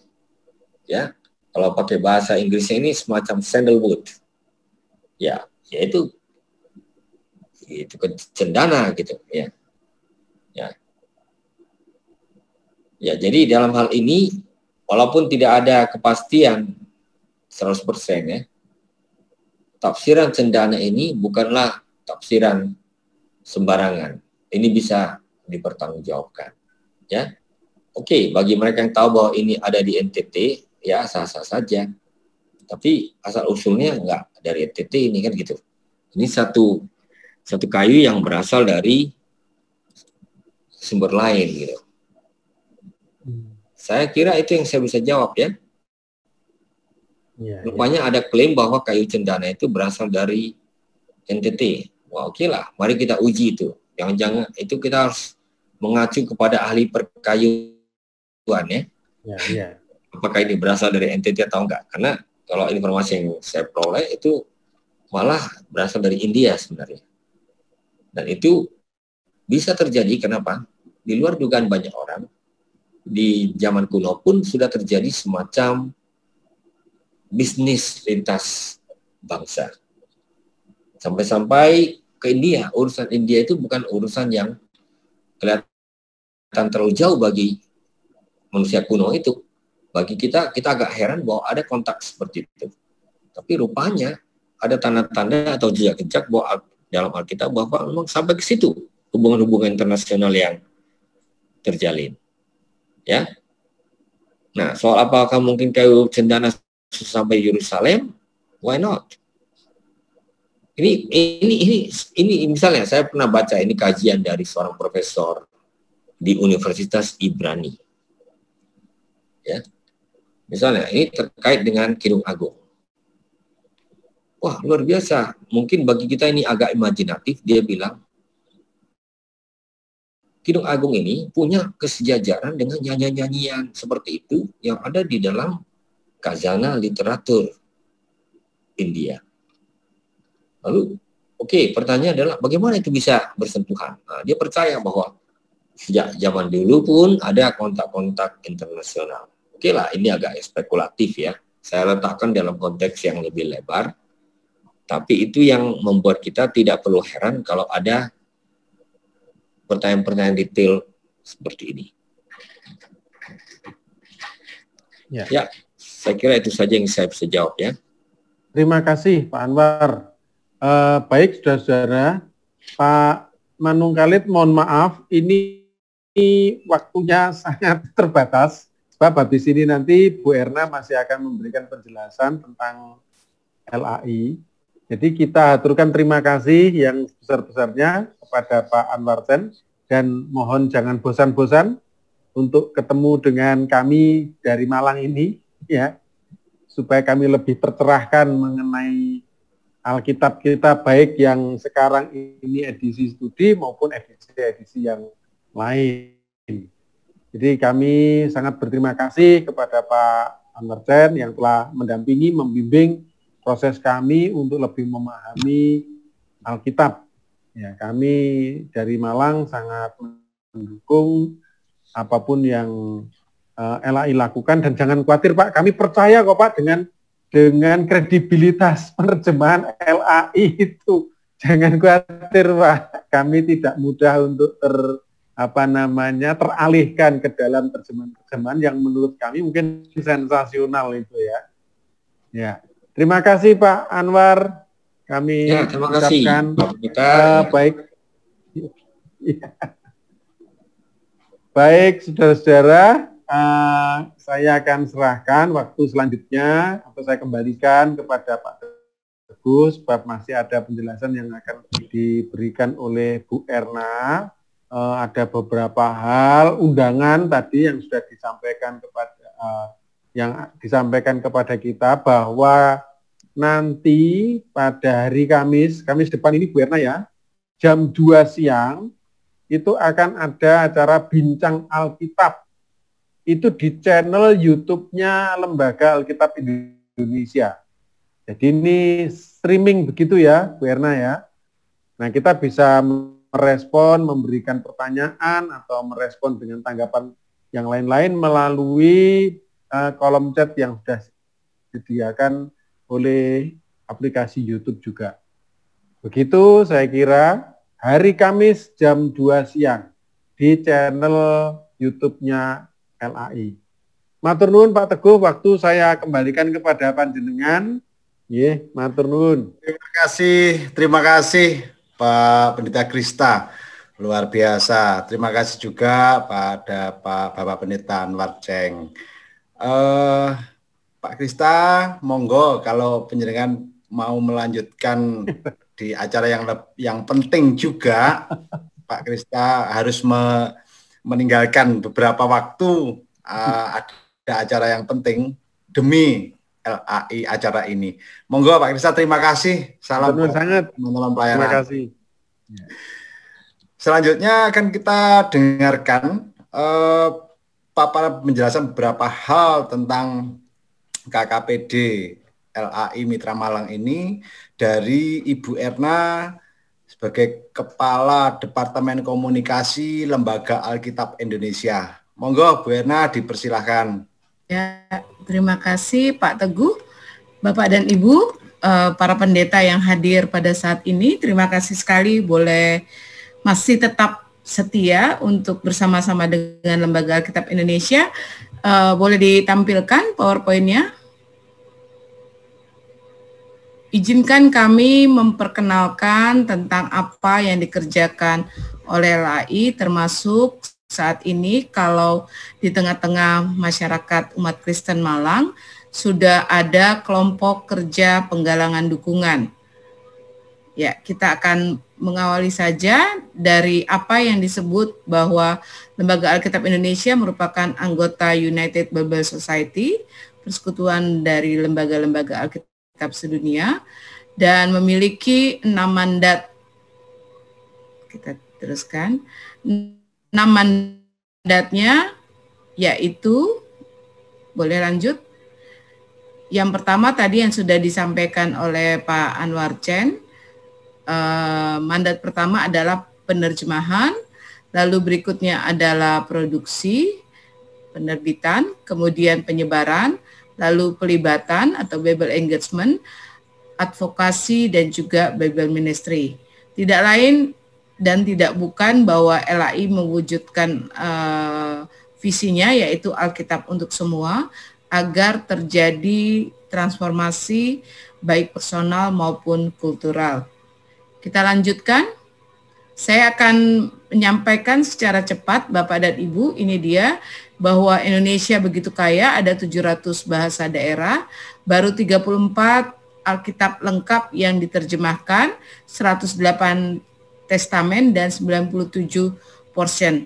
Tadi Pak Anwar sudah menyampaikan bahwa untuk menerjemahkan sebuah Alkitab lengkap butuh waktu yang sangat panjang.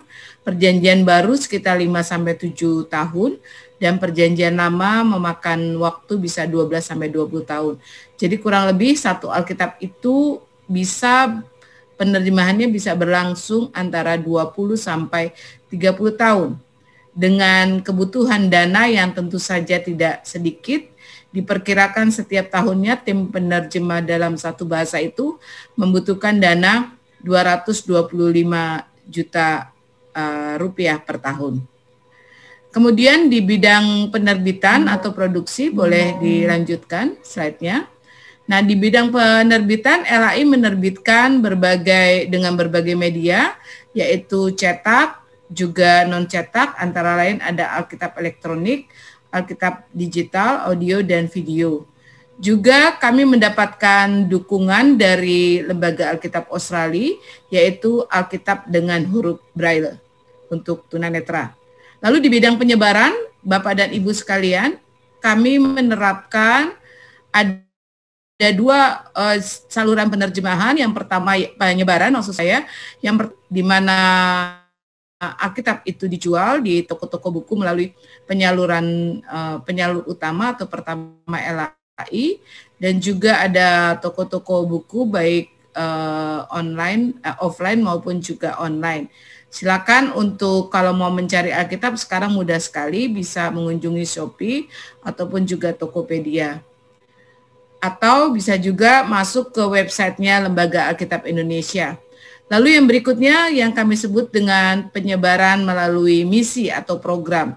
Ini disampaikan secara cuma-cuma melalui program Satu Dalam Kasih yang memang ditujukan khusus untuk saudara-saudara kita yang tinggal di pelosok tanah air karena memang sulit menjangkau atau sangat terpelosok dan mereka tidak ada toko buku yang melayani, ataupun juga memang karena kemampuan ekonominya terbatas, itu perlu kita dukung.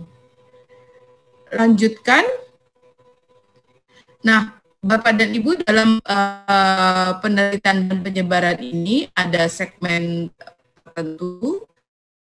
LAI menyajikan atau menerbitkan, mencetak itu Alkitab anak, ada Alkitab besar untuk lansia, juga tadi saya sudah sampaikan Alkitab Braille untuk tunanetra, dan juga Alkitab edisi studi untuk mahasiswa teologi dan hamba Tuhan, yang hari ini kita sama-sama telah mendengar apa itu Alkitab edisi studi.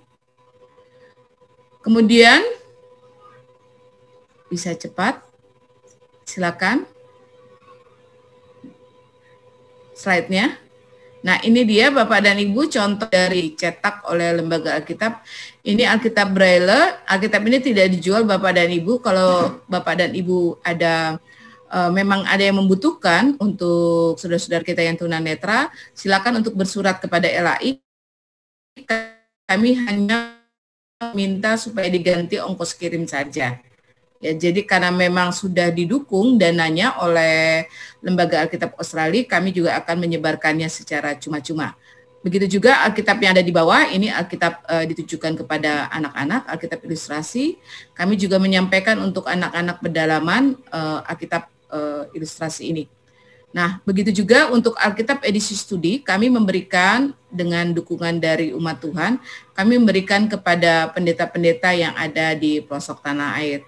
Untuk kali ini, untuk hari ini, Bapak dan Ibu yang tinggal di Malang, kami akan memberikan kepada Bapak dan Ibu, tapi tidak secara cuma-cuma.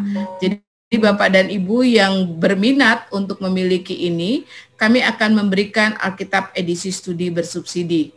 Jadi nanti kalau Bapak dan Ibu berminat, silakan untuk bisa menghubungi Pak Teguh atau Pak Spero, supaya bisa mendaftar namanya, lalu silakan untuk mengirimkan dulu donasi subsidinya sebesar 50%, yaitu 325.000.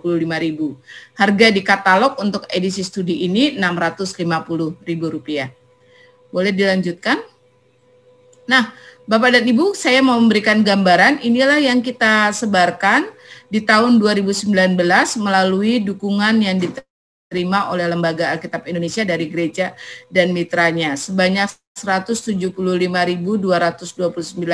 eksemplar kita membagikan, baik itu Alkitab, Perjanjian Baru maupun juga portion.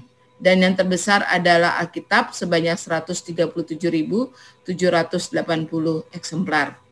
Kita lanjutkan.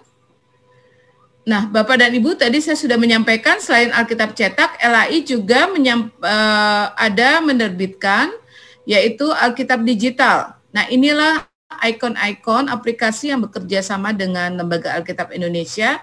Bapak dan Ibu, mari kita melihat di handphone kita masing-masing apakah ikon-ikon ini yang ada atau di luar itu. Nah, karena boleh dikatakan ada 130 di App Store kita, itu ada yang menawarkan yang menawarkan digital, namun tidak semua bekerja sama dengan LAI. Makanya kadang-kadang kami mendapatkan pertanyaan, kenapa kok di Alkitab digital saya itu berbeda dengan Alkitab cetak. Nah, rupanya setelah diselidiki bahwa ikon yang di-download, yang diunggah itu tidak bekerja sama dengan LAI. Karenanya penting sekali selaku hamba-hamba Tuhan bisa mengetahui hal ini dan ini bisa diwartakan kepada jemaat. Berikutnya adalah Bapak dan Ibu, tadi sudah kita menyangkut tentang penyebaran. Yang keempat adalah Bible engagement. LAI khususnya dalam masa pandemi ini terus mencoba untuk menguatkan dan hadir di tengah-tengah umat untuk memberikan penguatan dan pengharapan.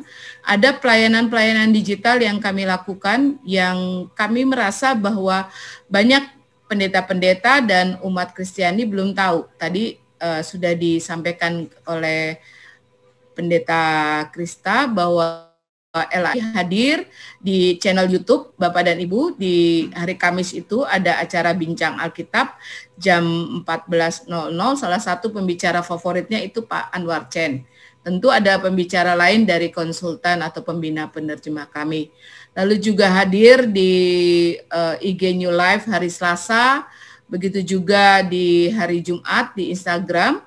Dan ini Bapak dan Ibu yang setiap hari kami coba untuk sharekan, yaitu doa bagi bangsa melalui voice note, melalui WA maupun juga podcast. Nanti dengan kerendahan hati kami juga meminta para pendeta yang bersedia untuk mengisi rekaman suara doanya supaya kita bisa sharekan dan semakin banyak umat Tuhan yang mau bertelut bersama, bersatu hati untuk berdoa bagi bangsa. Serta selain doa bagi bangsa juga setiap hari LAI menyampaikan ada yang disebut dengan daily scriptural reading, yaitu renungan setiap hari yang kami coba untuk sharekan kepada umat Tuhan. Mereka bisa mendengar melalui podcast. Selanjutnya di bidang advokasi dan ministry, ya, di advokasi Alkitab ini, Lembaga Alkitab terus mencoba untuk berjuang menciptakan cara-cara baru agar firman Tuhan dapat menjadi dasar dalam sendi-sendi kehidupan dan peradaban manusia. Dan dalam bidang ini kami tidak sendirian, tentu saja LAI selalu bekerja sama dengan yayasan-yayasan, antara lain misalnya kami menyalurkan Alkitab di Glot Arab Indonesia untuk beberapa komunitas Ahmadiyah dan juga di IAIN. Ini LAI sekali lagi tidak sendirian tapi bekerja sama dengan yayasan-yayasan yang bergerak dalam bidang ministry. Kemudian berikutnya Bapak dan Ibu, silakan. Nah, tadi saya telah menyampaikan bahwa LAI selalu bermitra dengan berbagai segmen. Kami menyebutnya ada 6 pilar kemitraan kami. Yang pertama tentu saja gereja, lalu kemudian umat Kristen, yang ketiga adalah lembaga atau yayasan, yang keempat adalah perusahaan, yang kelima adalah pemerintahan, yang keenam adalah mitra luar negeri melalui persekutuan lembaga United Bible Society. Nah, kalau boleh disampaikan Bapak dan Ibu, di dalam 6 pilar kemitraan ini di tahun 2019 kami baru bisa mencatat ada 8.681 mitra dari berbagai segmen. Nah, di masa pandemi ini memang menurun cukup drastis ya. Mitra dalam hal ini yang langsung memberikan dukungan berupa donasi sampai bulan Agustus 2020 baru sekitar 2.947.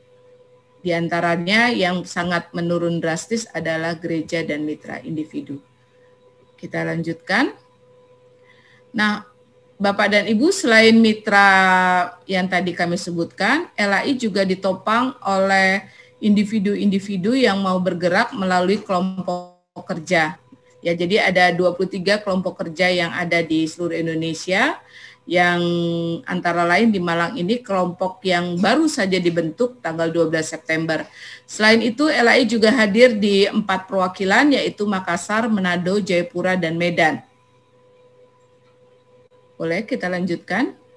Nah, izinkan kami memperkenalkan diri dulu untuk kelompok kerja. Adakah data nama-namanya supaya Bapak dan Ibu kenal siapa saja yang ikut atau terlibat dalam kelompok kerja ini? Bolehkah ditayangkan nama-namanya? Ya, baik. Pengarah yang pertama adalah Pendeta Yakub Israel. Kemudian yang kedua adalah Pendeta Krista. Nah, beliau tadi yang menjadi moderator. Kemudian pengarah ketiga dari LAI, yaitu saya sendiri.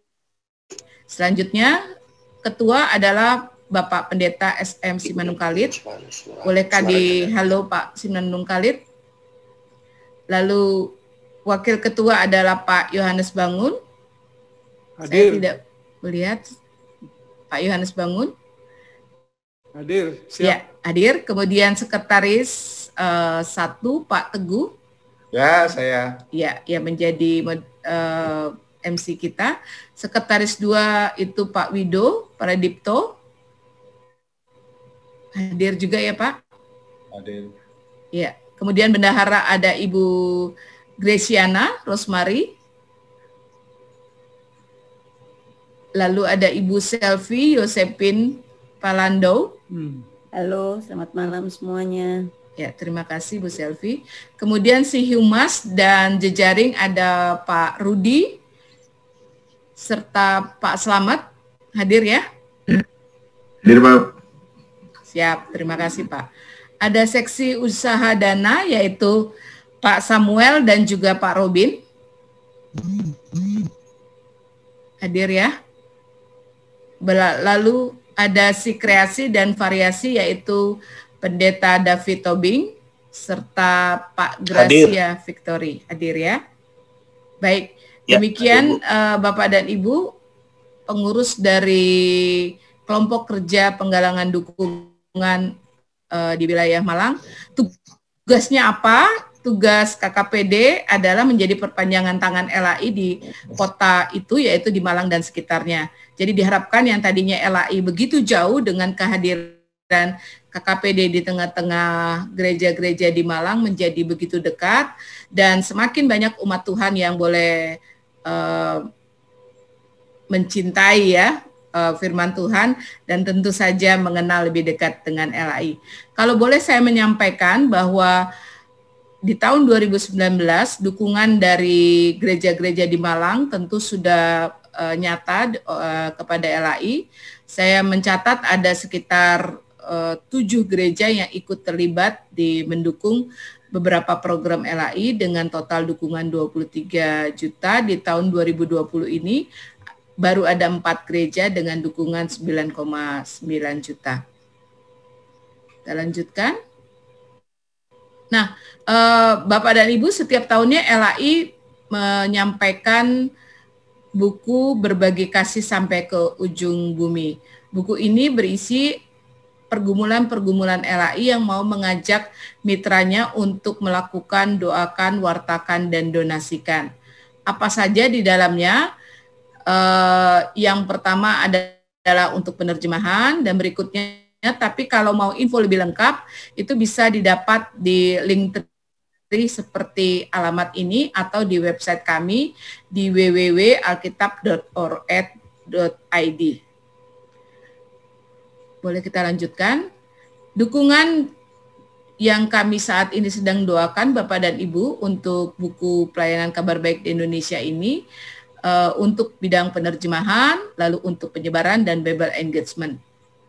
Kita lanjutkan.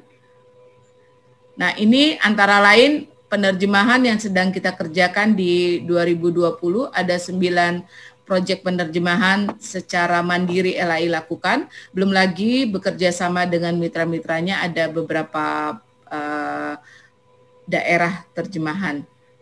Nanti Pak Anwar bisa menyampaikan ada berapa banyak, barangkali lebih dari 15 ya menurut saya ya. Lalu untuk program Satu Dalam Kasih juga ada beberapa titik yang kami sedang upayakan dan kami sedang doakan. Karena apalagi di masa pandemi ini Bapak dan Ibu, banyak sekali surat-surat yang datang kepada LAI dan isinya mereka meminta agar LAI bisa mendukung mereka di dalam pelayanan, khususnya di dalam pengadaan Alkitab. Nah, tentu saja LAI selaku lembaga nirlaba tidak mungkin untuk bisa mewujudkan kerinduan mereka dan menjawab kebutuhan mereka, tapi dengan bekerja sama dengan gereja-gereja dan umat Kristen khususnya yang tinggal di perkotaan dengan mitra-mitranya, kami mencoba untuk menjawab setiap kerinduan umat.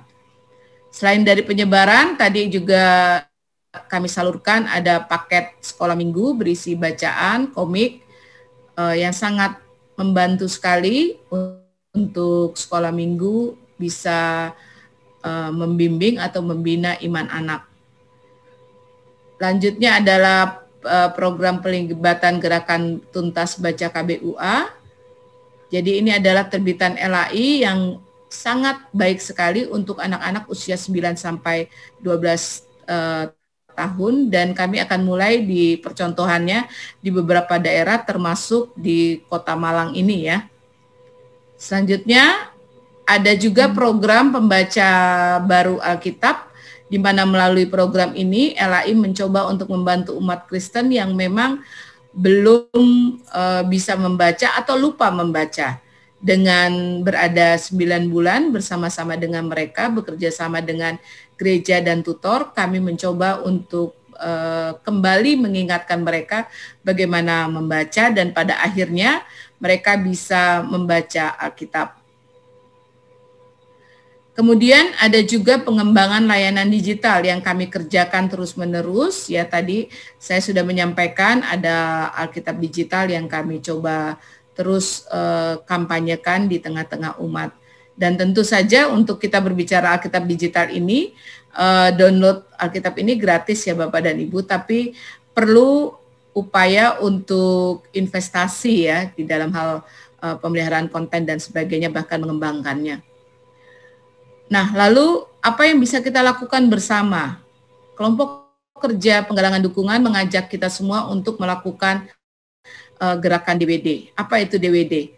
D yang pertama adalah mari kita mengajak Bapak dan Ibu sekalian untuk mendoakan.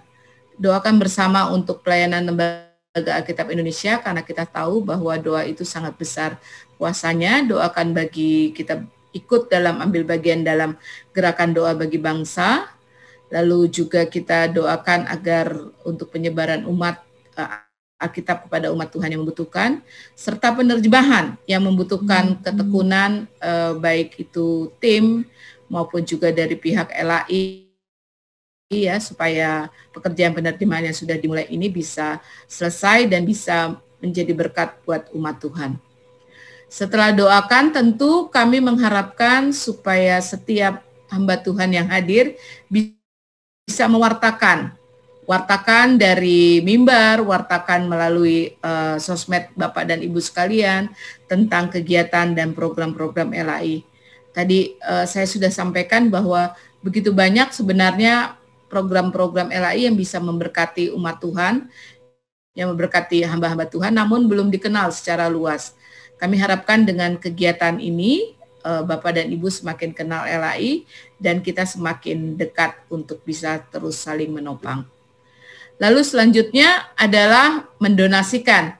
Saya bersyukur kalau tadi sore Pak Israel sudah mengatakan bahwa gereja-gereja di Malang akan bersepakat untuk membuat 1 bulan donasi bagi Lembaga Alkitab Indonesia. Saya kira kalau bersama-sama kita bergandengan tangan untuk bisa mendonasikan, entah itu buat program penerjemahan ataupun penyebaran Alkitab, maka apa yang kita kerjakan bersama bisa menjadi berkat, khususnya bagi saudara-saudara kita yang tinggal di pelosok tanah air.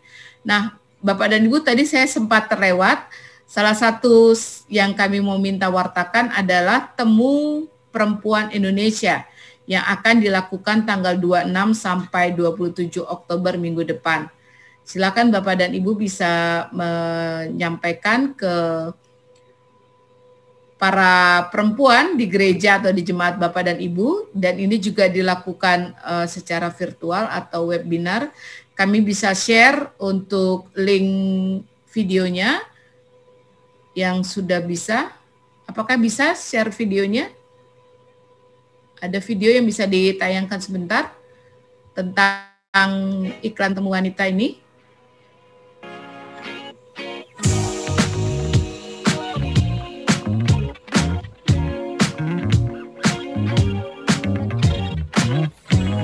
Belum muncul.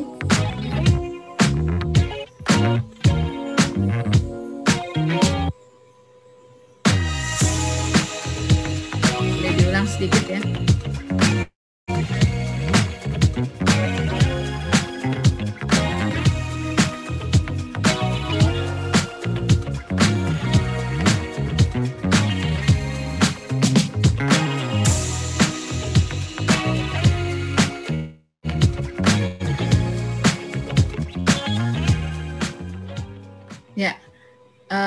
Nanti mohon dengan kerendahan hati saya minta Bapak dan Ibu bisa share ini kepada komunitas Bapak dan Ibu di jemaat supaya semakin banyak kaum perempuan yang bisa terlibat dan bisa mengetahui lebih jauh tentang firman menjadi andalanku. Kemudian terakhir Pak Spero bisa tampilkan. Ya, saya kira tadi gerakan donasi, mari kita lakukan bersama. Saya hanya membayangkan kalau kita semua bisa terlibat dari dana yang terkecil, Rp15.000 per bulan. Kalau itu dikumpulkan dari sekian banyak umat Kristen yang tergerak, maka itu akan menjadi satu sumber yang luar biasa dalam hal pelayanan kabar baik di Indonesia. Akhirnya, juga ada fasilitas modern di mana bisa langsung berdonasi. Kita lanjutkan cepat saja karena memang ya dengan begitu Bapak dan Ibu, inilah yang bisa kami sampaikan kepada Bapak dan Ibu sekalian. Mohon dibantu jika kelompok kerja penggalangan dukungan akan melakukan sosialisasi dan mari bersama kita bergandengan tangan untuk bisa mewartakan agar kabar baik bisa sampai ke ujung bumi, khususnya di pelosok tanah air. Tuhan memberkati. Baik, terima kasih Ibu Erna yang telah memaparkan program-program maupun visi misi dari Lembaga Alkitab Indonesia. Sebelum ditutup, yang nantinya akan kita doa bersama yang akan dipimpin oleh Bapak Pendeta David Tobing, bisa di-share untuk rekening bagi Bapak Ibu yang akan membutuhkan Alkitab edisi studi ini. Nah ini Bapak Ibu monggo di screenshot atau di foto. Nah nanti penjenengan kalau sudah transfer dengan diskon 50%, harganya 650 menjadi 325, nanti bisa dibukti transfer, bisa dikirimkan ke nomor telepon yang sudah saya share di chat tadi. Pak Teguh, saya luruskan bukan diskonnya 50% ya Pak. Jadi karena bukan ya. Jadi bukan karena LAI tidak akan memberikan diskon 50% Pak. Nanti jadi kalau kita bisa mendapatkan Bapak dan Ibu dukungan 50% itu karena ada donasi ya, ada donatur yang memang mempunyai hati agar para hamba Tuhan ini bisa memiliki Alkitab edisi studi ya. Kenapa kok tidak bisa gratis? Nah, kalau Bapak dan Ibu tinggal di pelosok, saya akan memberikan gratis. Tapi karena Bapak dan Ibu masih tinggal di Kota Malang ya, biarlah ada juga donasi dan 50% yang dana yang kami terima itu akan kembali lagi kami masukkan ke saldo rekening Alkitab edisi studi, nanti akan diberikan lagi kepada orang lain. Jadi begitu. Baik. Ya. Jadi bukannya diskon, nanti saya disalahkan. Aduh, beli aja tuh sama Bu Erna karena bisa diskon 50%, sama sekali tidak. Dan yang hadir di sinilah yang akan mendapatkan kesempatan itu, gitu ya Pak Teguh ya. Baik, terima kasih Bu Erna. Bapak Ibu sudah jelas ya. Baik. Oke, di penghujung acara kita akan mengucap syukur dan berdoa yang akan dipimpin oleh Bapak Pendeta David Tobing. Dipersilakan. Terima kasih untuk kesempatan dan waktunya. Mari Bapak Ibu Saudara, kita akan menutup acara webinar ini di dalam doa. Bapa, sungguh Engkau baik. Pada malam hari ini kami dapat menyelenggarakan webinar ini dengan luar biasa. Kiranya apa yang kami sudah terima dari hamba-Mu, Bapak Pendeta Dr. Anwar Chen, dapat menjadi bekal buat kami, menjadikan suatu dorongan bagi kami untuk lebih memperlengkapi kehidupan kami di dalam pelayanan kami, sehingga nama-Mu semakin dipermuliakan. Berkati hamba-Mu Bapak Pendeta Anwar Chen di dalam pelayanannya, di dalam keluarganya, demikian juga moderator kami malam hari ini, Bapak Pendeta Krista, diberkati di dalam setiap pelayanan dan tanggung jawabnya. Kami percaya kedua hamba-Mu ini akan Tuhan pakai dengan luar biasa. Berkati kami juga yang hadir malam hari ini, baik dari LAI Jakarta maupun dari KKPUD Malang, Kami percaya melalui pelayanan kami banyak jiwa-jiwa yang akan dimenangkan untuk kemuliaan nama Tuhan. Amin. Terima kasih Bapa, sempurnakan berkat-Mu yang besar pada malam hari ini dengan berkat daripada surga. Kami membuka hati kami menerima berkat-Mu. Turunlah atas kami kiranya kasih karunia dari Allah Bapa, kasih anugerah dan sejahtera dari Tuhan kami Yesus Kristus, persekutuan, pertolongan, penghiburan, serta kuat kuasa Roh Kudus menyertai kehidupan kami mulai malam hari ini sampai Maranatha tiba. Dalam nama Tuhan Yesus Kristus kami telah berdoa mengucap syukur. Amin. Amin.